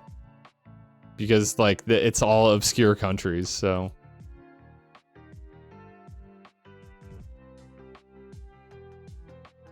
I am kind of, like, second-guessing this, but...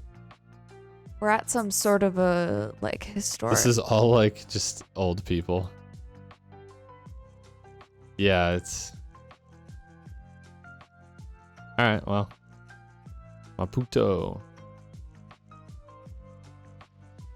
Now I'm wondering if we can, like, find this. Yeah, it looks like some sort of, like, historic fort, or, like... Yeah.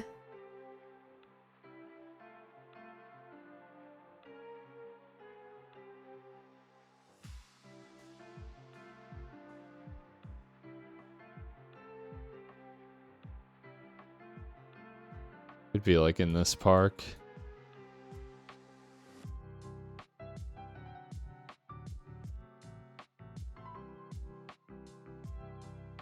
I'm not seeing... They have KFC here. There's a museum.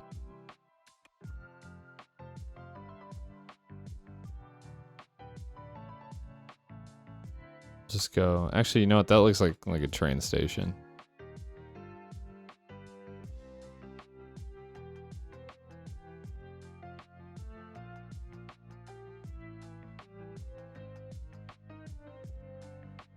I'm down to just, like, go Yeah. out of here somewhere.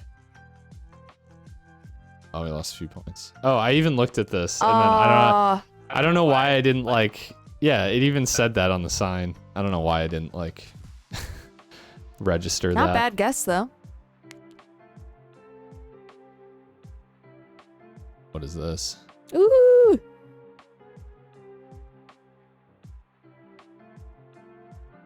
This is cool, wherever this is. I think I know what this is. Oh, really? Where is I it? think so. I think it's Kazakhstan. What makes you say that? Because I've seen this city before. Oh. Almaty.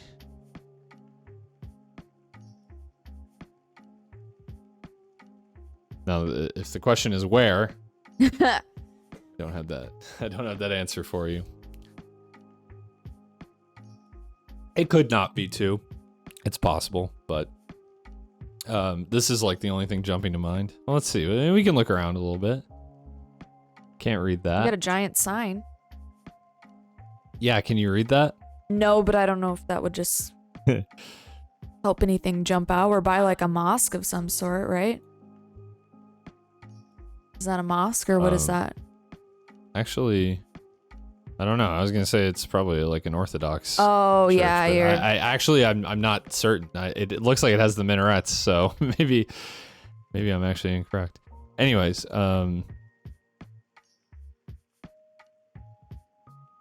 somewhere out here on one of these big main grand streets.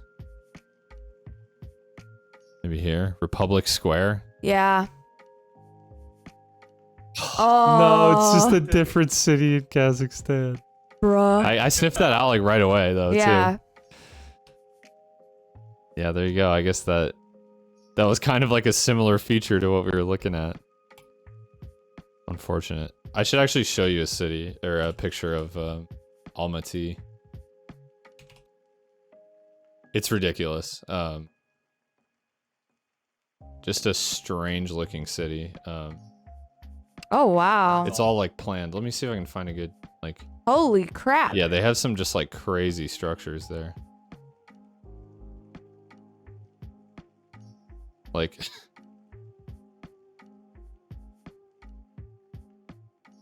And these pictures aren't really doing it justice, but it is kind of a strange looking city. Pretty distinct. Okay, so we're indoors somewhere, which is not I got some good great, old but communist propaganda. Perhaps. oh, you know what then? Because I believe this is Korean. We're probably in North Korea, huh? Oh, shit. Does North Korea have North Korea? I mean, North Korea. if you can take pictures, I assume you can take like 360 degree. These like- propaganda posters, that feels like North Korea. Like there's Well, this is definitely Korean language. Yeah. So, I'm just gonna go Pyongyang because I'm seeing like kind of big block apartments out the window. I can't read their language though, so this almost looks like a government office, or this looks like the DMV. It does. Just look for somewhere with government buildings, which is essentially just all of them. And how about the embassy of Egypt? Probably not that. So many countries have embassies, and I guess like I don't know why I'm surprised. Like you don't have to Other have places get along with North Korea. Well, I think we did have an embassy there. We did until that one kid got himself into trouble. Yep. All right. Otto. Of course, it's the other side of North Korea. What am I supposed to do, man? I don't know anything about North Korea. There's like nothing on Google Maps either. Yeah, like, even the buildings don't like fully when you zoom all the way in, like because clearly we were inside a building, but it doesn't show. It almost just makes this look like a village of some sort. That was tough, but actually, final score not bad for fun map. for what what it was. I got probably one more in me. Well, I'll let you pick it. One more map. Because we got kind of quite a list here. Bird's Eye's fun. I've done that one before on stream. Unique Buildings is a new one. I Saw the Sign is one where you can read signs. What's a learning world? That's for learning metas, which I am going to begrudgingly do. Let's do desolate places just because Okay. I hate myself. Yeah, this is gonna be like painful. Should we? We should probably have moving. We can So we move. like find signs or. Ooh, Oh, except this is a photosphere, anyways. So. pretty. Yeah. Desolate. Pretty desolate. America. It could be like Alaska. Alaska. I don't hate Alaska. I like that, I guess, actually. There's some hikers, but they're probably not going to have any.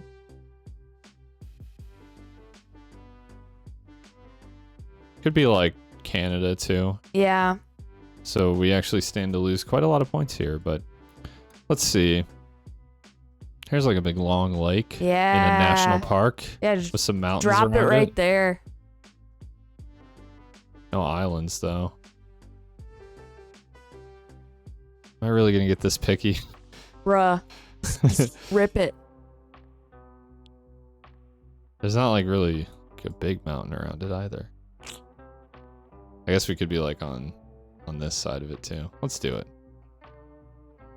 Not Ooh, far. Hey, that actually wasn't far Canada. at all. I had like the very like pretty much as close as you can be to Alaska without being in Alaska. Nice. Good guess. Yeah, we'll take that for how desolate. I didn't that realize was. Juneau was right there. Yeah, Juneau's Juneau's an interesting place. Interesting. That's the capital too. Arizona. Oh, No Africa. shot. Oh, Africa. Look at these people in the Dude, Africa's a whole big ass continent. Australia. I actually would be more inclined to go like. I love in the these people. Like, center can we of just look at Australia. these? This MF literally took this picture. Yeah, these are Aussies. I feel like the super bright red ground tells me We're out Australia. by what's it called? Uluru. The big rock. Yeah, I don't know where that is out here though. We're out by Tablelands. Sure.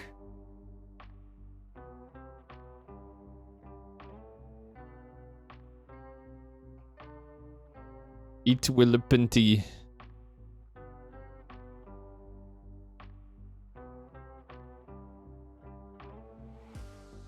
Somewhere out here, you know. Sheesh. Africa, not so bad of a guess. You literally just said Africa. Names a continent. Congrats. Got him. Oh, this nothing to go off of here. Asian looking people. That tells me maybe like an island or Why an island? I don't know.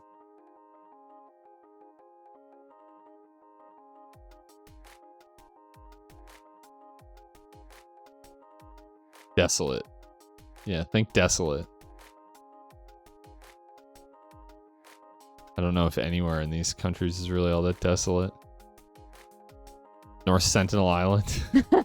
These are the North Sentinelese. I mean, these people could all just be tourists too. I'd have to Like it was like in the last one, I just looked at the people and I was like, Australia. Let's do Papua New Guinea Sure.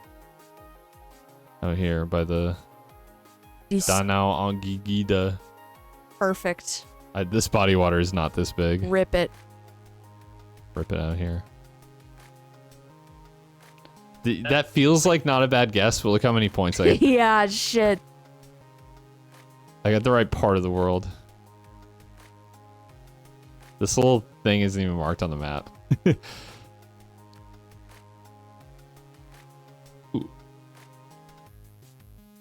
Canada. This could be like anything from like Canada to like Norway. Yeah. I think Canada's not a bad guess though. Yeah, I'm down for like Something real Alberta foresty or in like Canada. British Columbia. How about out here? In Garibaldi Provincial Park. Love that answer. I love that for us. By a river. This, I would not, well, okay.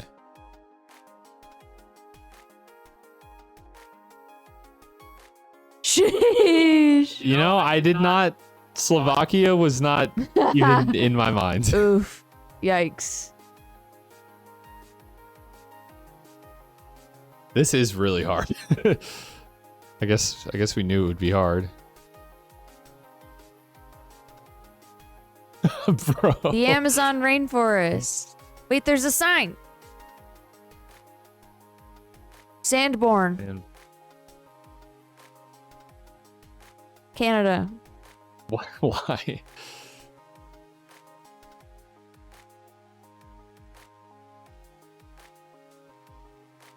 I don't know, actually.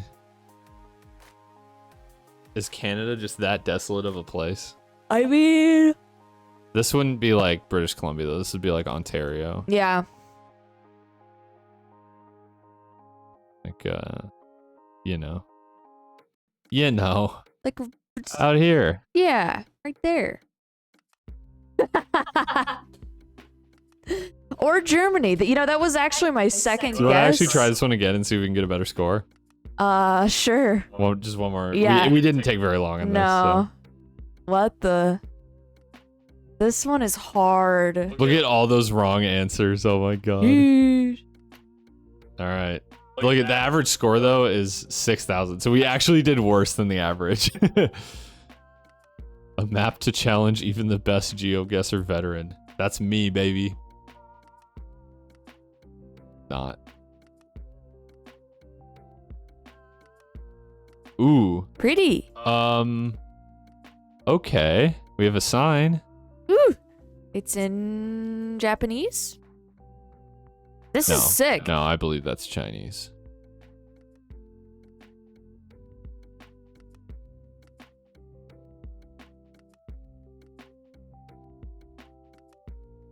Somewhere like...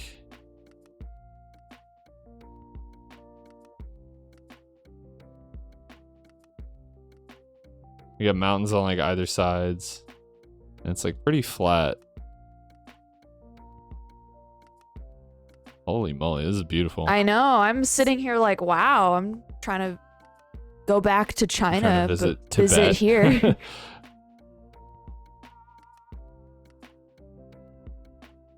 Directly under number 3 team.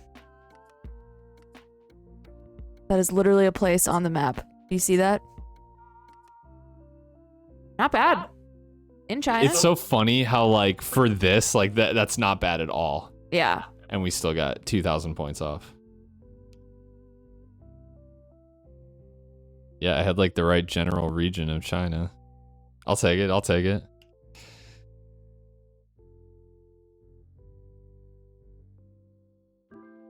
People? Look Asian maybe? It looks wet here. Yeah. Yeah.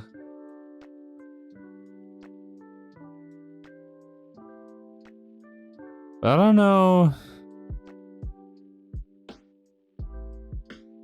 This looks kind of like dry though. Yeah. It's not like Japan. I would maybe go like Vietnam. Or yeah. This is so tough because like you could get like from here to here. It would be like so many points off. Yeah. And no part of Vietnam is really all that desolate.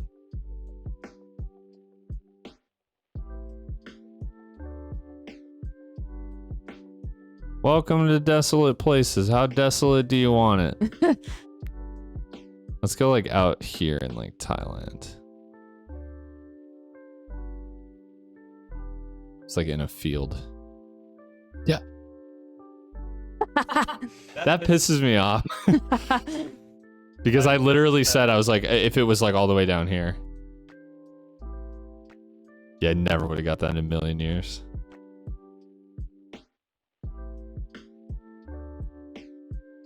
Ooh. This is like an old fort or something. Europe. Ireland. Yes. This helps so much. Ireland? No. England.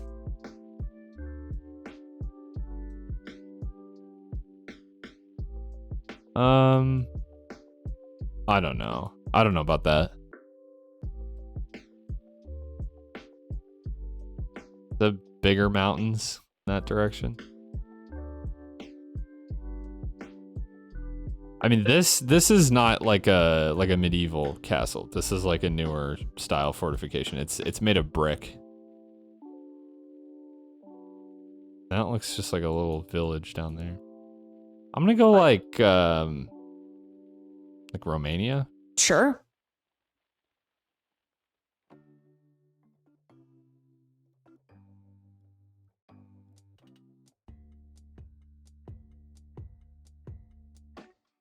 I don't know. So I don't know what this thing counts as like desolate, you know? Yeah. Oh, that was pretty good. That's, yeah, not a bad guess. Serbia. All right, I'll take that. Okay, so Europe is on the table. It's not all, Yeah. you know, Canada and Africa and weird parts of Southeast Asia. So anywhere's fair game. Ooh. Whoa. This is stunning.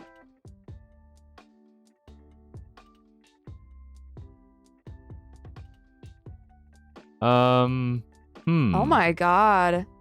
This could just be like the Alps. That's kind of what I thought. This is wow. I'm just like, Because this doesn't really look like... It doesn't really look like any mountains in the US, at least. no. Well, not really. Not like Colorado. No, or, no, no. and you don't see... That's like a little village. I would say the Alps is a great guess. I think so too. This is stunning. Wow.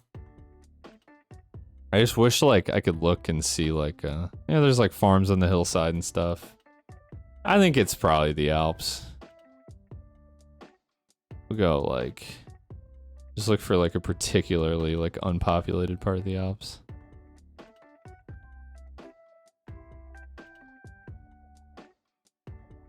Oh, it actually wasn't the Alps. Damn, Pyrenees. Yeah. Beautiful. That is beautiful. I didn't realize those mountains were that big in places. Yeah. I knew those were substantial mountains, but I mean, damn, we thought that was the Alps, like straight up. Okay, we have a substantially better score than last time. Let's close it out strong here. Mango, is that you? Mango. This is the USA, baby. We are out here. Wouldn't this be like the Smoky Mountains or some shit? Yeah, they're not very big. Yeah, I don't hate that. This is actually. USA behavior. Riding your four-wheeler up in the mountains.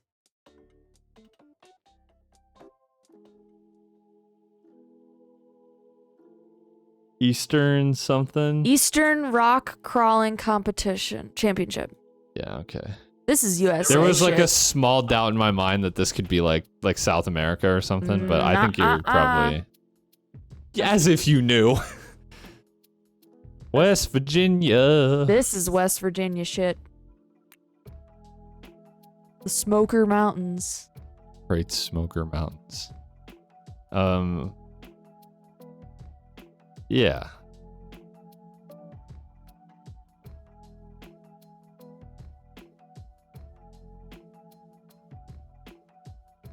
Burnsville? Yeah. We're like kind of on a mountain though. Oh, nailed it. Look at that. Damn. It's pretty good. What was it? Kentucky. Kentucky. You called it like right away. Congrats. So what's our score? That's way better than Oh my last god, time. yeah, we didn't do that. Way better. Yeah. All right, we might be okay at desolate places. Yeah. We'll have to do that one again. I like that. Yeah, it's kind of fun. It's really challenging. It's challenging, but it's fun too because we just kind of rip guesses, you know. Totally, yeah. All right, cool. Well, Are you hopping off for the night? yeah, that's it. That's it for me. I'm a tired boomer. Tired boomer. I got shit to do, man. Not Sounds really. good. The shit to do is going to bed. Yeah, no, fair enough. But yeah, I'm tired. All right, well, thanks for hanging out. It was a fun stream as always. Absolutely. Bye, chat. Bye, Brita.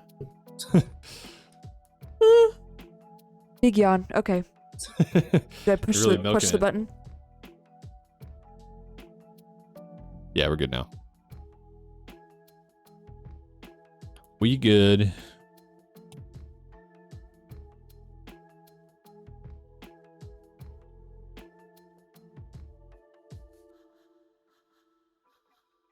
Peace, lady.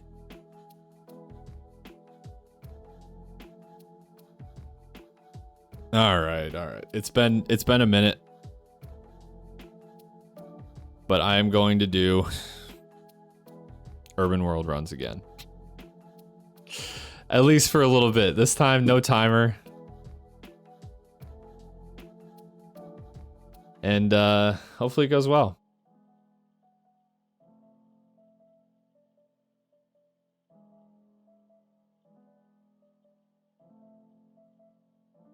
Hopefully it goes well. Okay. I think I've recovered at this point from torturing myself with this. Not default settings. What am I? Some kind of loser that plays with default settings? Oh, I've had this one. Well, that's a good start. I can't remember exactly where it was. It was Ecuador, though, I believe.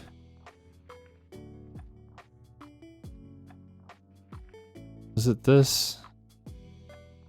I probably won't get this perfect to be completely honest.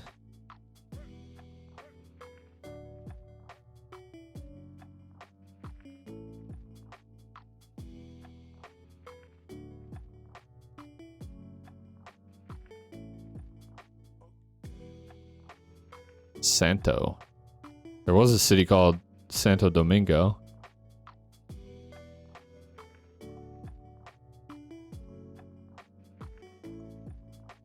I've been told that the orange plates are on the taxi are a Ecuador thing.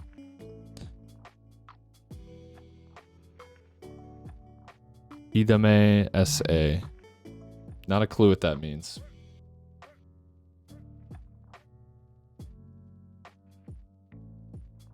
I thought maybe when I had this one before, I thought maybe that was a city, but now I don't see it, so.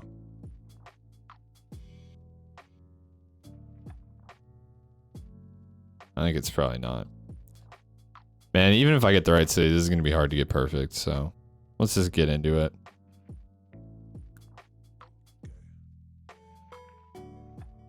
Street's pretty straight for a while, and then it curves. This city already not looking promising.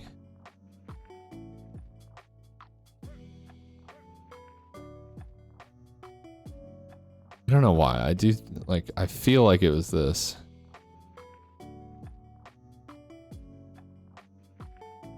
This looks so flat. Well, maybe not. Maybe not.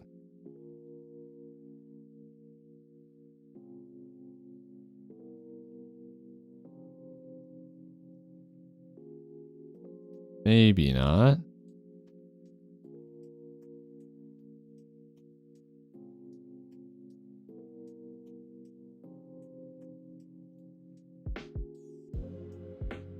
I'm just guessing. Oh, it was the right city. Oh, and I was so close too. I don't think I had enough clues to get that though, unfortunately. I did remember the city, hey. Maybe next time I'll just study it, remember the street. Avenue 26. All right. I won't remember it. Oh no. That's right. I gotta get used to starting over. It's not as much of a walk of shame when I don't have to add time to it. All right, we are back in.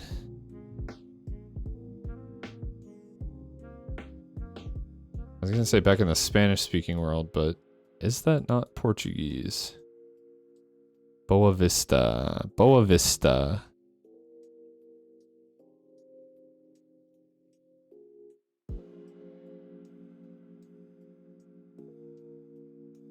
I thought that was somewhere in Brazil, but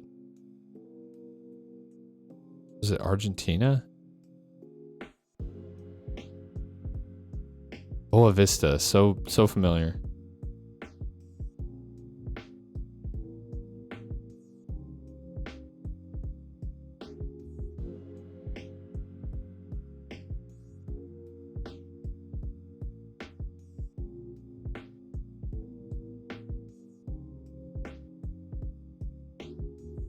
Yeah, this is definitely, it's definitely Brazil.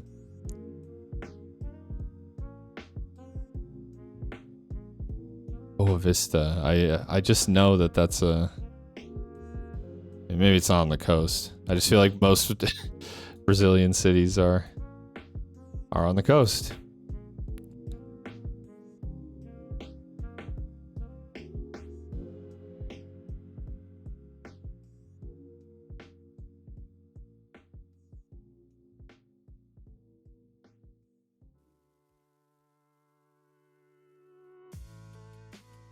Huh. Where are you, Boa Vista? Maybe you're just not a city. Maybe I'm misremembering. Okay. That's not useful to me.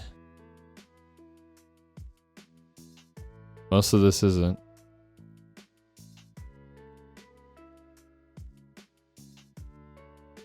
Not a ton to go off of here.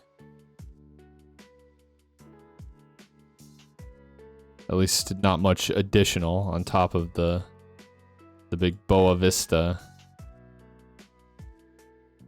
I think Boa Vista is... I think it is a city. Why can I not find it? I thought it was maybe more north.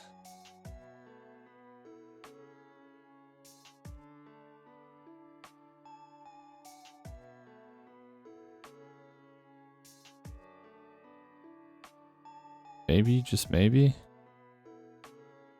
Maybe I'm just making things up. Possible.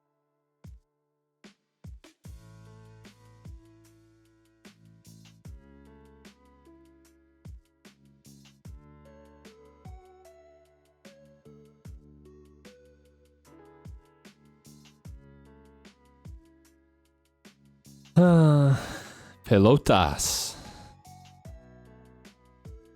I like that name. Am I just not like zoomed in enough?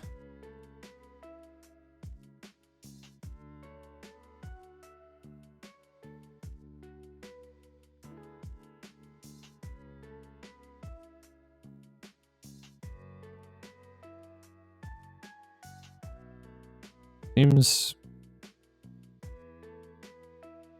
crazy that I can't find this.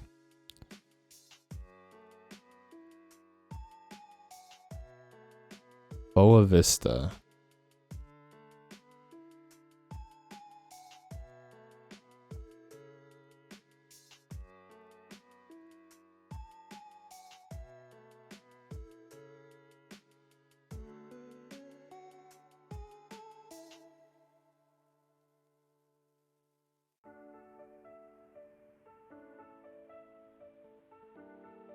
All right, without being able to even locate the city, I don't feel great about my odds here. Just kind of scan the whole country here. Maybe it'll jump out to me. There's actually like a lot more cities like up until like pretty far inland than I thought. But I don't know like what the population of those are like. They could be pretty small.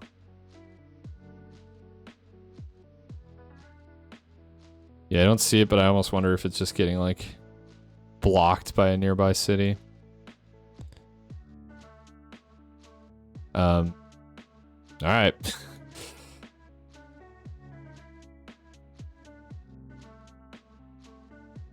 Recife. Oh, it said that on a sign. Boa Vista, there you go. It said that on a sign, and I don't know why it just like didn't register in my mind.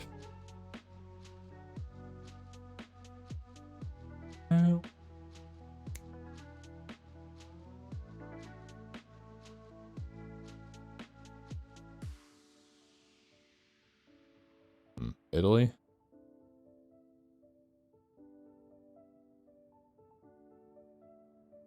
No, maybe Spain. Plaza de la... Okay, I think it was more readable over here. Plaza de la Descalzas. Construcción de un hotel. Oh, construction of a 5-star hotel. That is what it says. Beautiful. That's actually quite an ugly building. El Corte Inglés. English court. Corte? I guess I don't remember what Corte is. This sign is freaking everywhere. Palacio San Martin. It's just that same sign everywhere. I mean, it would be like a slam dunk if I knew where that was located.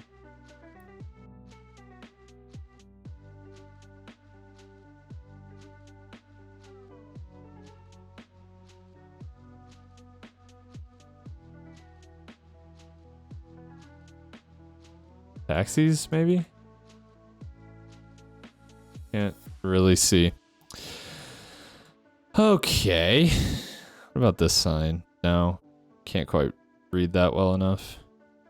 And I think it's just like a warning sign or parking information or something.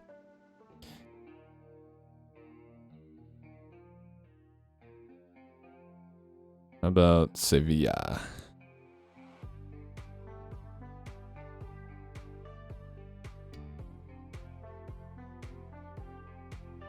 Only I could find this particular square.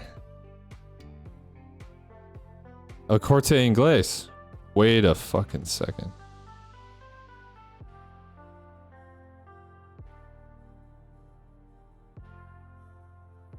What's around me here?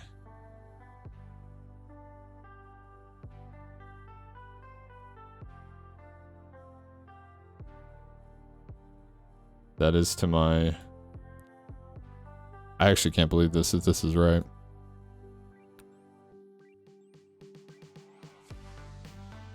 That's to my east.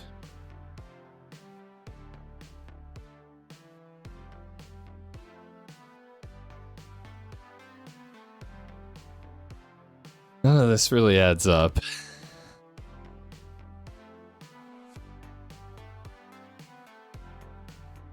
Plaza de la Gavidia, that's not the same.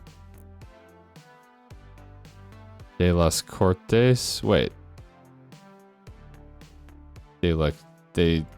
Descalza?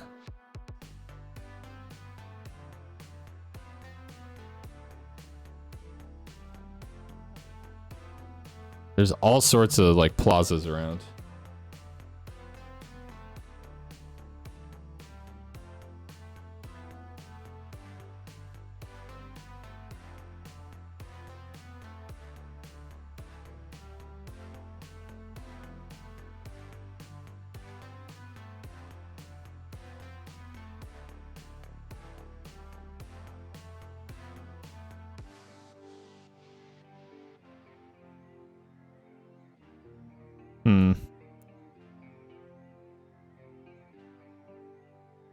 Corte Inglés. I feel like that... Okay, wait. Here's... That seems like maybe this is the actual... Corte Inglés there. Which is again to our east. So that would put us...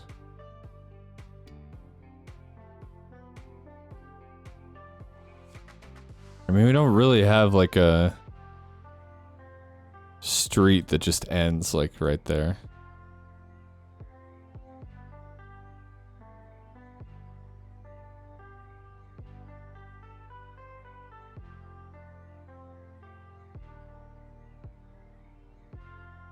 Are there any other like street signs?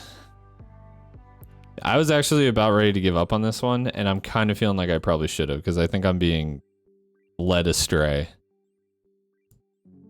All I have is Plaza de las Descalzas. Which, helpful? Sure. Is it exactly what we need? No. So this road kind of forks. Do I see anything like that anywhere?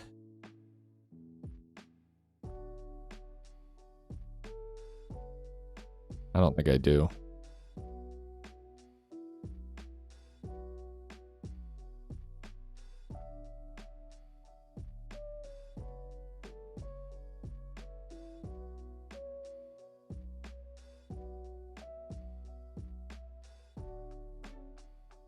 I am a looking though. Some of the plazas are labeled.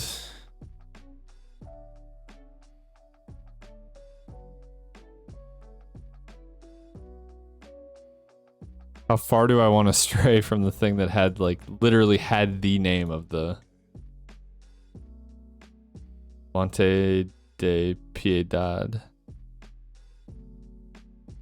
That's something I can look for too, I guess.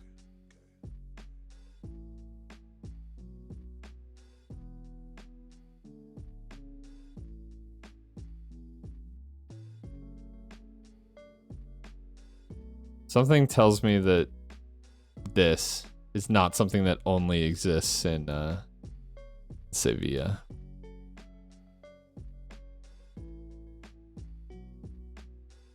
It's not right, but and I'm gonna be mad if I'm off by just like a few blocks, but let's go for it. Oh, thank God. All right. Thank God, not because I'm super wrong, but because I wasn't just wasting my time. There you go. Plaza de las Descalzas. In Madrid, not Sevilla.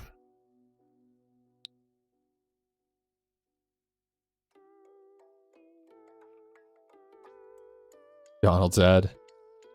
Waterloo.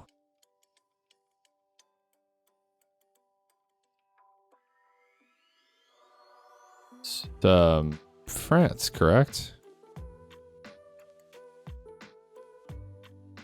I don't remember actually. Battle of Waterloo, isn't that a thing?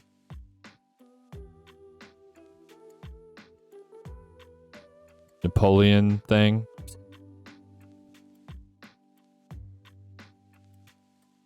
Waterloo just sounds so like not French.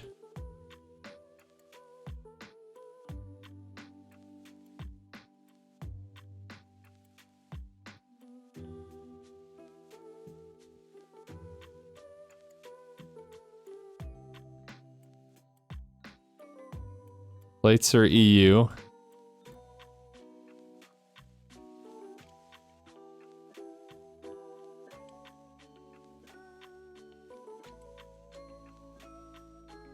Any language around?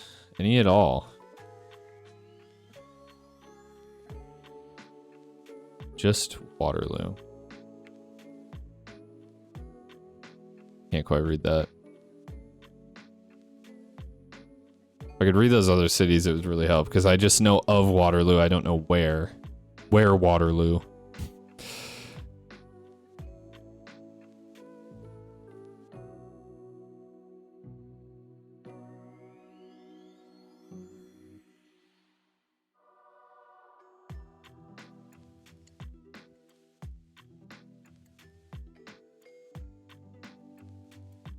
No, it can't be the Netherlands, because the plates would be yellow.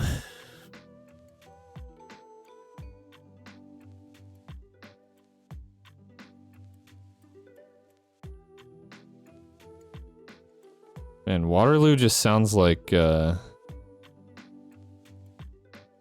it just doesn't sound French. I don't know.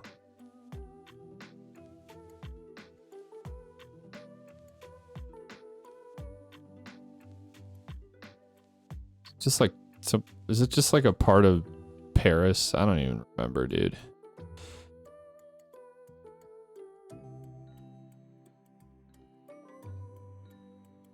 Just giving up. It's Germany. Wait, what?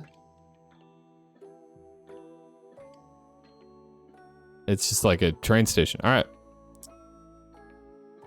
I had a few more of these in me. It'd be nice if I had a run tonight. Not just failed guesses.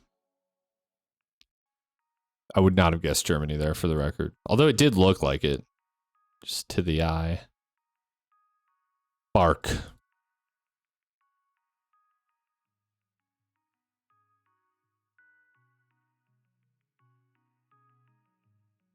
we driving on the right, or is this just a weird street?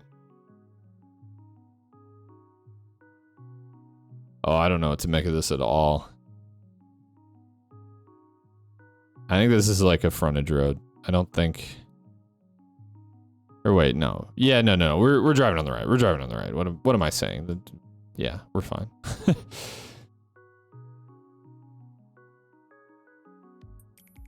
Confusing myself. EU plates.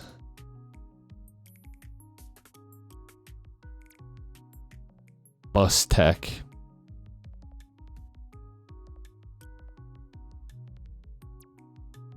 Could be France again. Well, I say France again. It was not France last time. But I see these big signs like that in France, always. The trouble is, literally couldn't tell you where.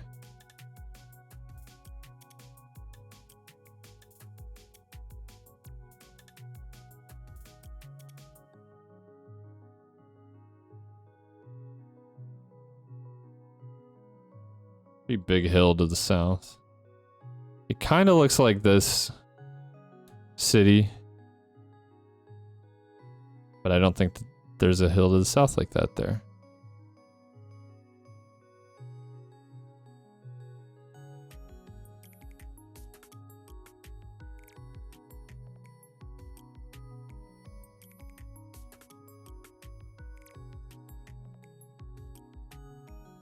Here, maybe?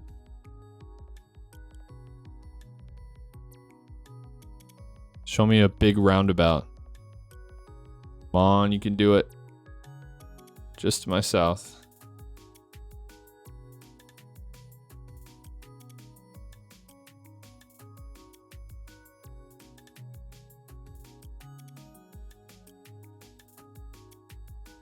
Might not have it. We may just not have it. Is that, you know what, though? No, that's... Well, no, there's literally a sign for it. Yeah, it's a roundabout. It's a roundabout. What am I saying?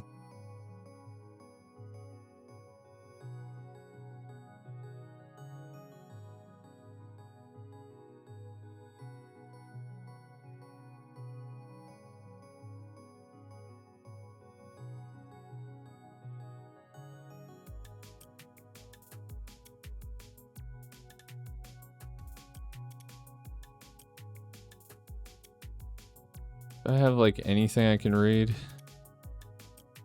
Just park. Just park. Zone. Oh, it just says zone. I was like, wait. Those are just barely out of.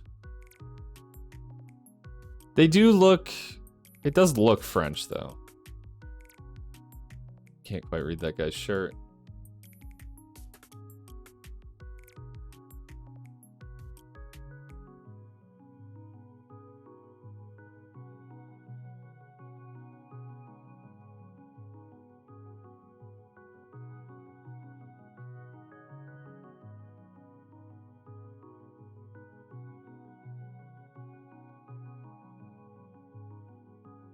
There's another city that I've had before, and it does kind of look like this, but again, I can't like find this. I can't find an intersection that looks like this.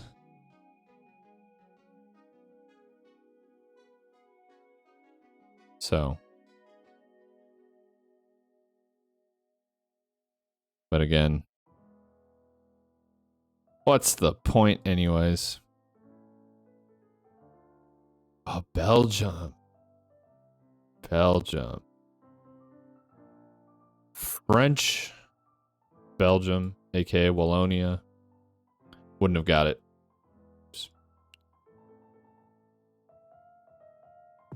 Like I said, couple more I think. I'm already starting to lose steam. I can tell that my brain is not in the right state for this.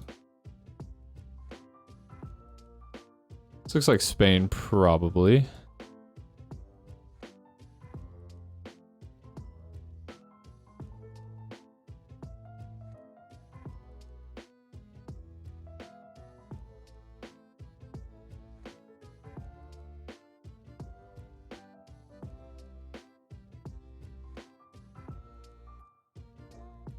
Maybe? Wait, what about the plates?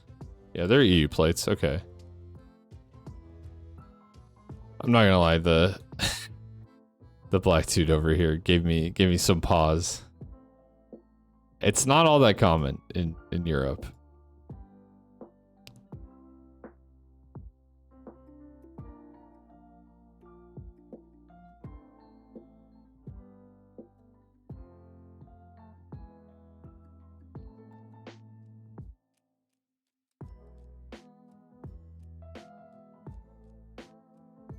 Street signs are blocked over there.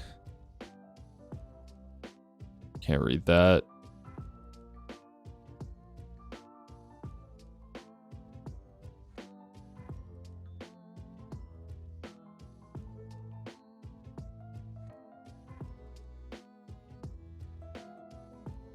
Not legible. Not legible. None of it. I can't read none of it.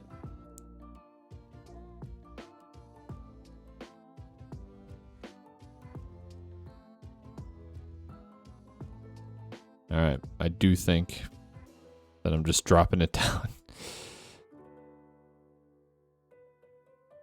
Valencia. Not right in the center. Maybe like out here somewhere.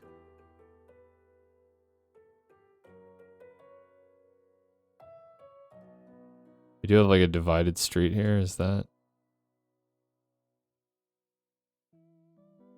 I don't think our angle is quite right here.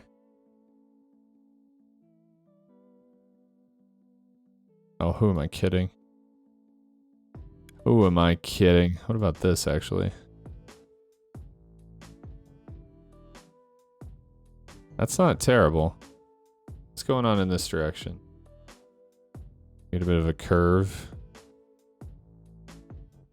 Not really much of a curve. But enough of a curve that I'm saying we could probably see it on the map.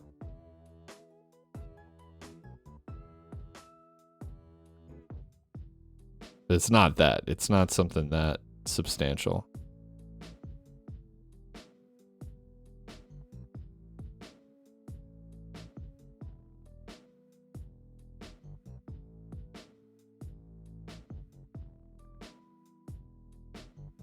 Why do I think it's Valencia? I mean, kind of looks like it, I guess.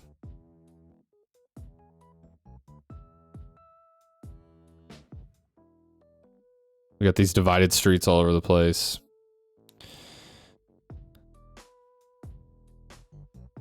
What other options do we have?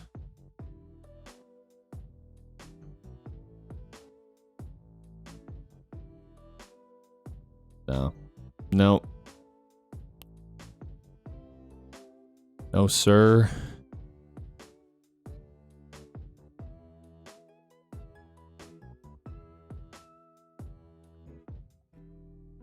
That curves substantially as well.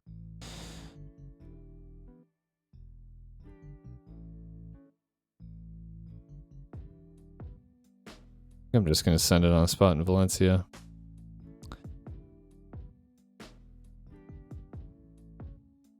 I do feel like I like this street the best, but I can't like quite find something like that.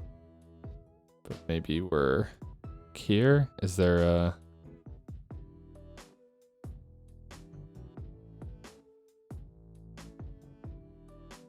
We do have kind of like a weird curved block of buildings over here.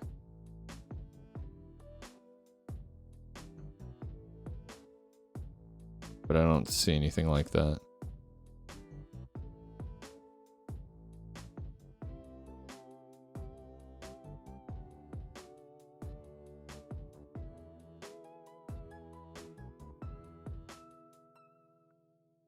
I think this is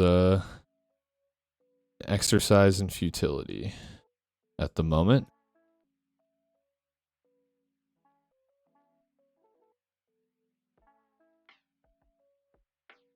There's like a significant intersection right by us, but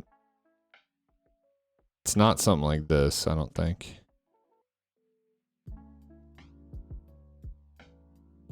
Where did I put my thing down? It could be up here. No. No, that doesn't add up either.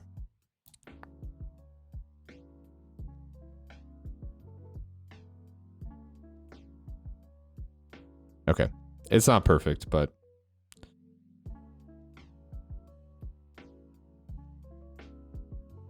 unassuming little street up here.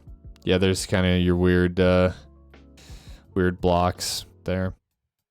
No perfect, unfortunately. I had the right city. I feel pretty good about that.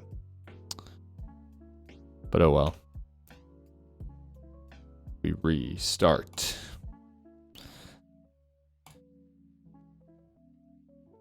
That one energized me at least a little bit.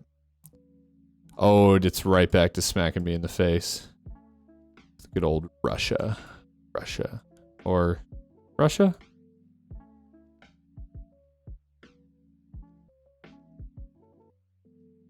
Russia, I think. I think.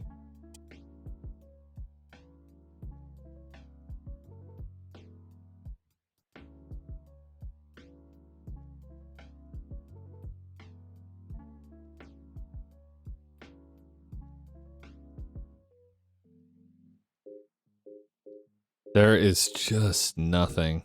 There's just 2 copies of this exact same sign that I can't read.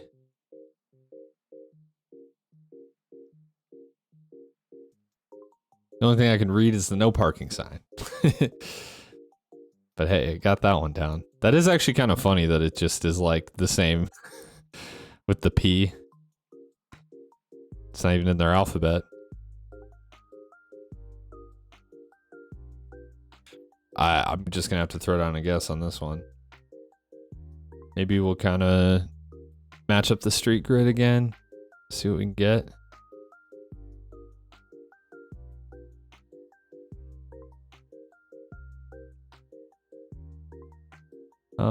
Yeah, this grid's not too bad. I'm down to go for it, and I know I've had this city before, so I know it's on there. Nope.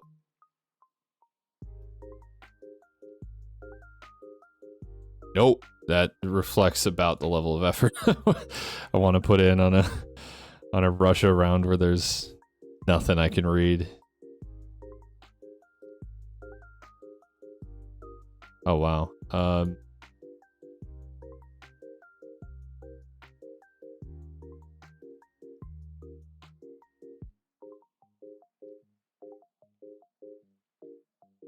What a strange place.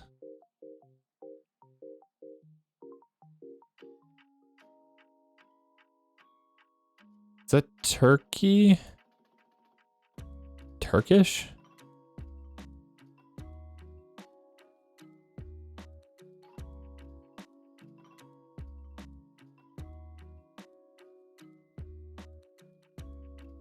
Plates?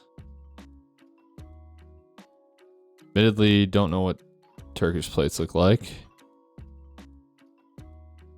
It's not EU plates.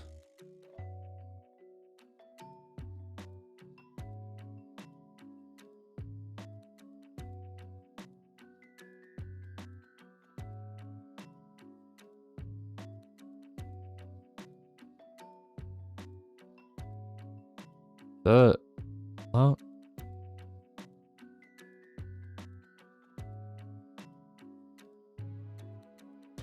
oh, you know what?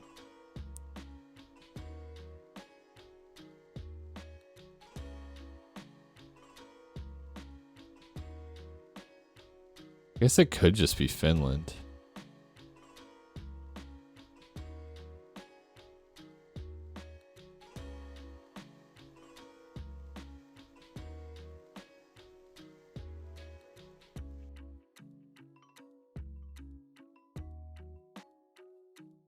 Latvia. Ogre. Ogres.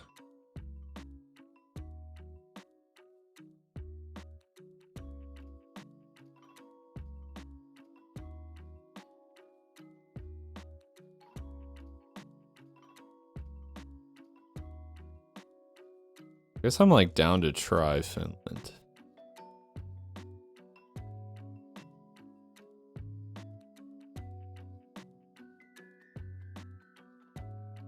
Get this city sometimes.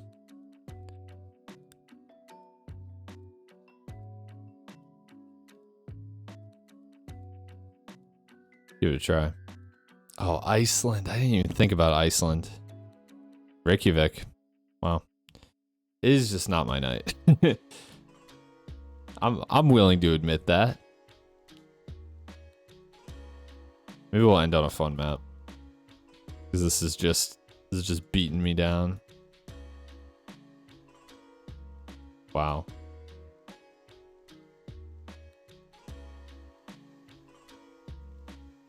This is really interesting. I'm guessing Brazil. I don't know if there's anything for me to read though. Like beautiful buildings just covered in spray paint. This is crazy.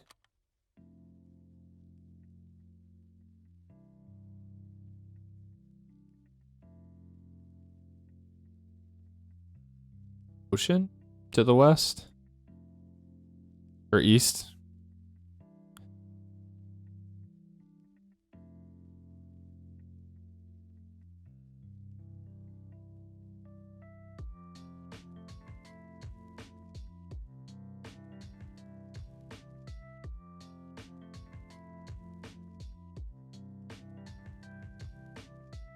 Maybe not Salvador, because I think like the populated part of the city, or like the downtown, old town area, looks out to the west. So that doesn't really add up here, does it?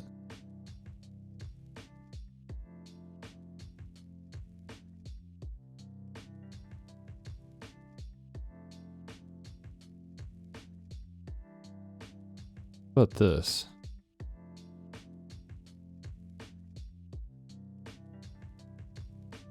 That would kind of be to the south, though.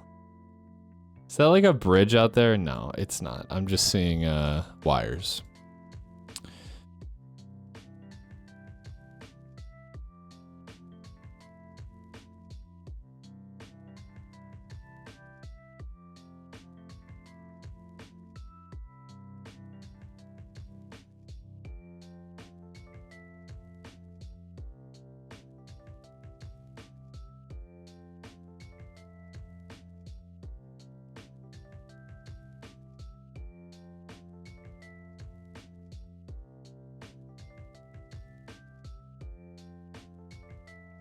Really interesting place.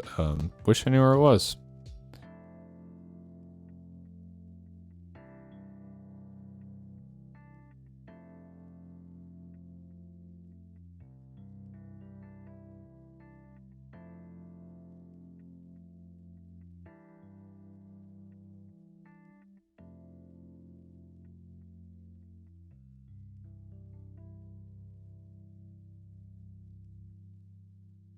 Okay, I think I like this the best.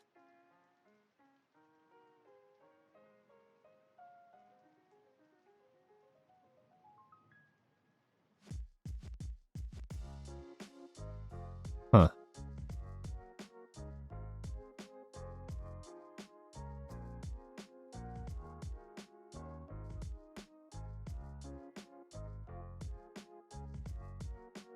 Oh, dude. I've had so many like close, insane guesses with no info.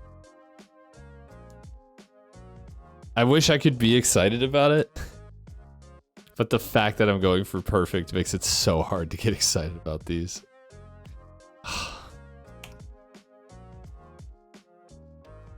Why am I playing next? I'll do one more. One more.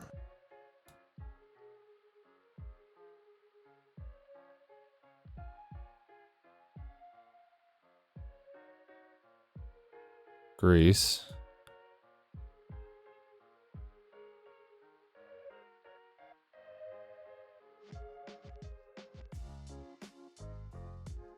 And it looks like a smaller city too, which, yeah, you know, don't love my odds on that.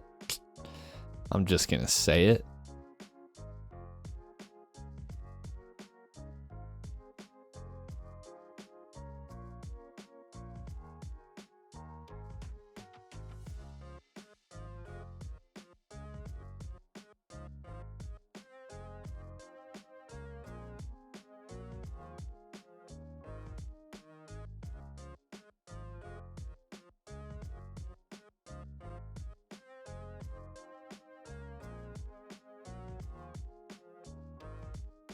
I'm not gonna lie. Might just be down to do another one. See, to the east the street ends. So yeah, this doesn't actually really add up. Roads. Yeah, there was no shot I was getting that. No shot. I did say one more, but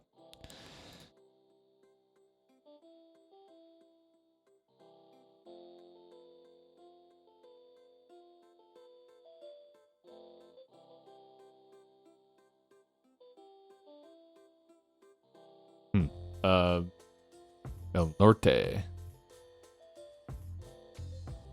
Don Giuseppe.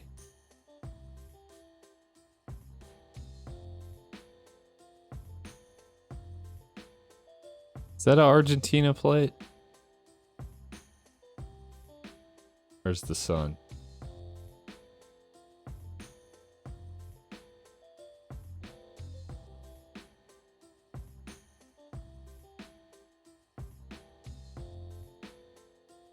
Cristobulo del Valle.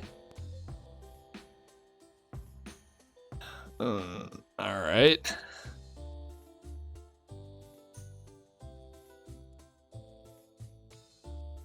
It's a Mexican flag, is it not?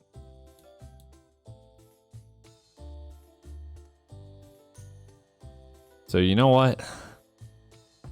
Where is it? Sinaloa. I think I know what that plate is. I think it's this. The question is streets. What was it again? Aristobulo del Valle.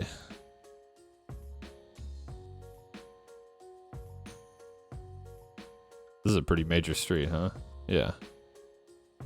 Going north to south.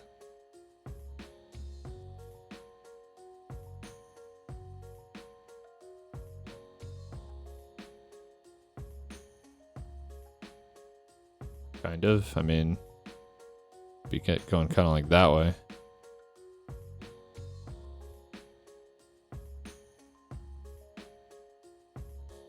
So maybe not.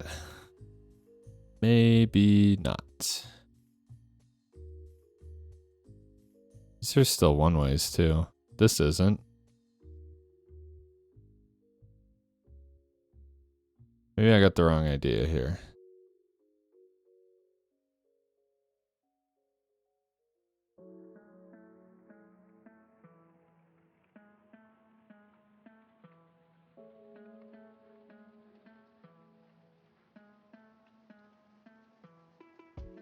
I've checked almost all the big streets. Okay, I think I have it.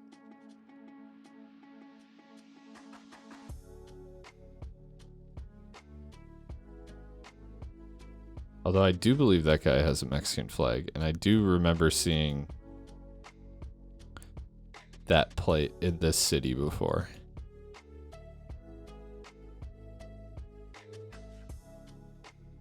Just barely not read that web address. Diagonal Martinez.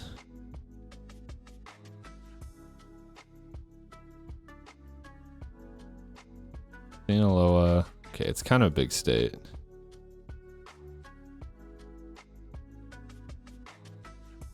Mazatlan? Did I see that? I think I saw that somewhere.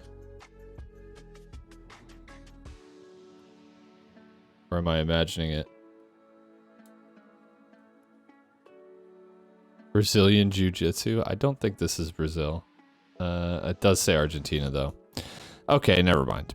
It's just Argentina.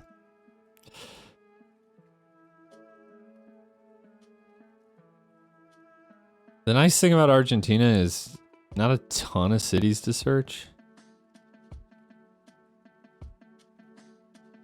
We know it's a pretty major road.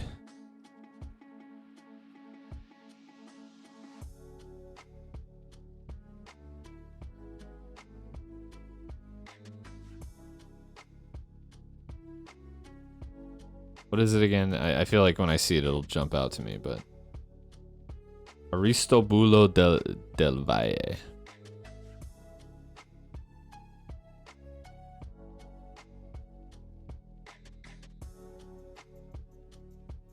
It just goes straight, right?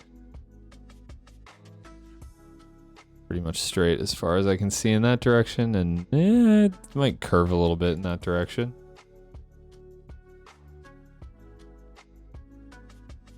That's got like a canal in the middle of it or something.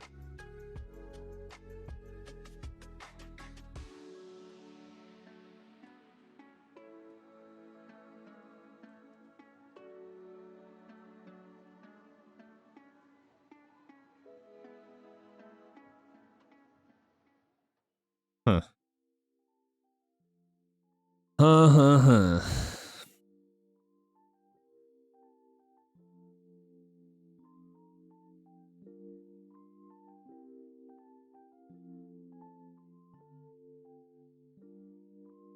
I think I just, in general, don't have the energy to search forever tonight. I can zoom in about this far and look at the major streets. I'm okay with that.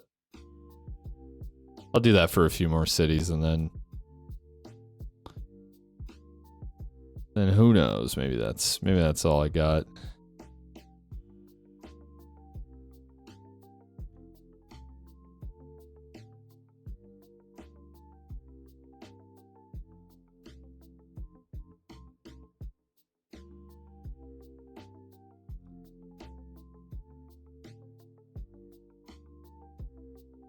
Way down here, what are the odds?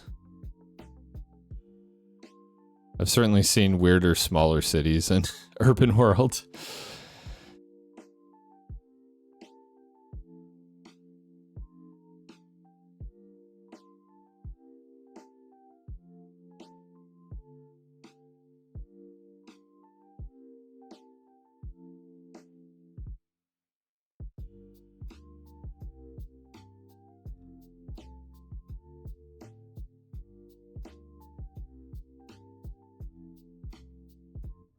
El Norte. Does that mean we're in the north?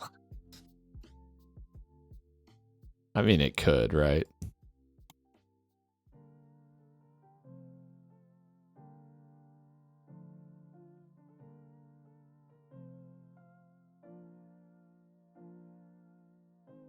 I keep thinking this is a bus stop.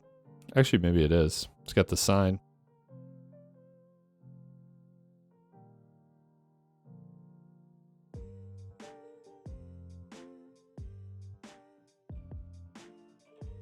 Santa Fe. Yes. We've done it.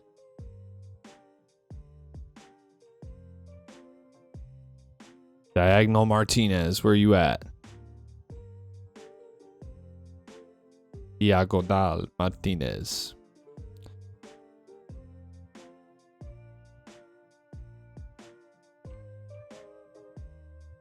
Aristobulo.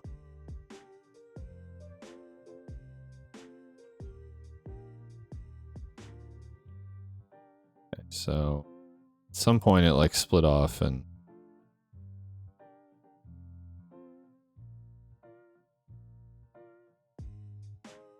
research.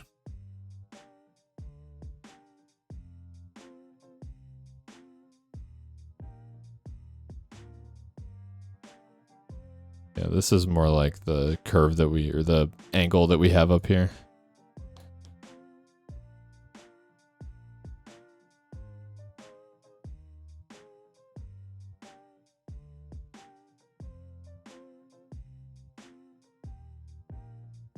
I guess I keep looking for diagonal, but I really should just be looking for Martinez, I think.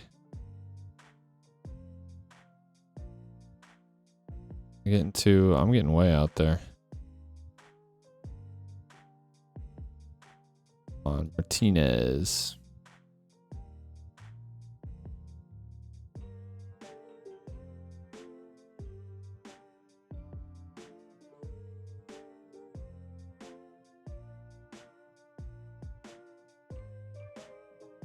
So it curves off like more to the west.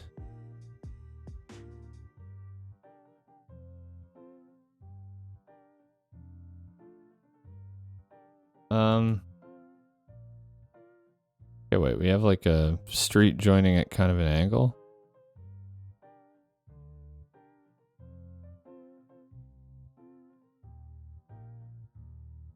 Yeah, we definitely do from the west.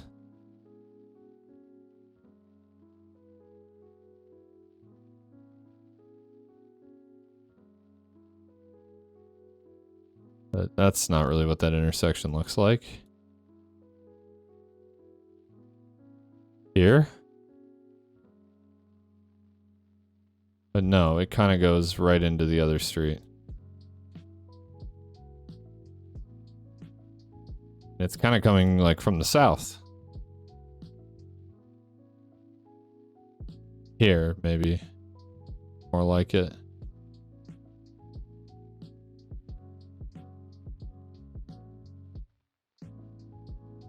Yep, that's it. Fem.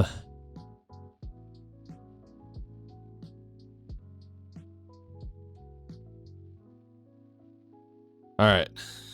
I can't believe it. Can't believe the last one. Gotta run. All right. Don't have super high hopes. Although, Kansas City Power and Light, baby. 13th Street. Can I see the other one? Does it matter? Should be easy enough to find. ACMO. 13th, right there. Power and Light District. What is that? Something. Is on one of the buildings, maybe? What is this? Yard House. I saw the Yard House. Yard House on the corner. Or like down here. Maybe more like midway through the block.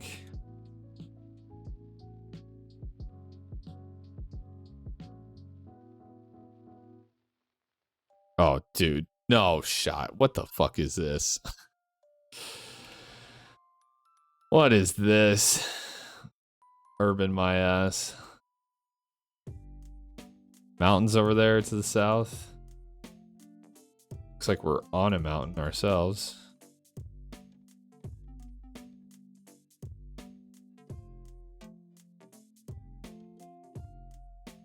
I think it's Indonesia.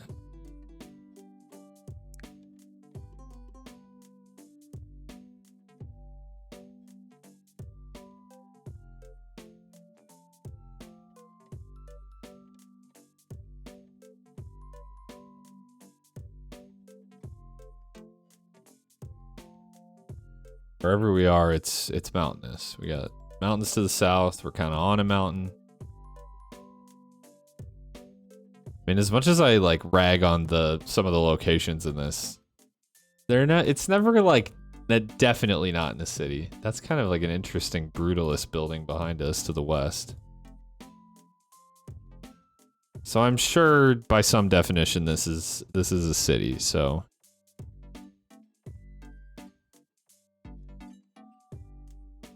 Not that horribly lost. Wii Island. Isn't that like where Wii Sports Resort takes place? A Woohoo Island, that's what that's called. That's the one. So mountains to the south. I mean, this whole kind of like coast here sort of makes sense.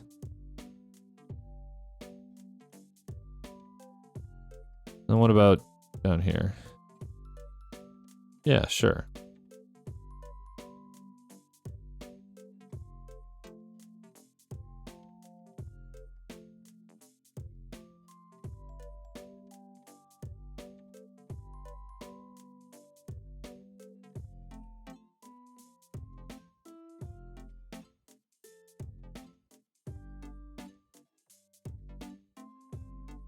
Philippines.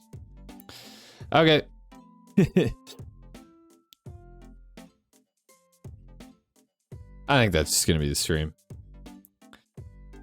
I think that's just it. I'm glad I got like a decent run in at the end there, but There's no point to milk it anymore. I just don't think I have it in me tonight.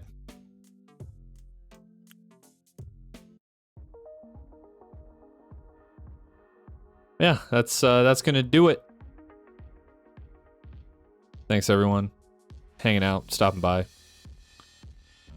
and I'll see you soon. Friday maybe, probably Friday next time. I don't think I'll stream tomorrow. I wouldn't rule out like really any other day this week though. I'm not overly busy. Watching my parents' dog. That's about it. That's about it. But I'm just gonna be home for the most part. Yeah. I'll see you when I see you.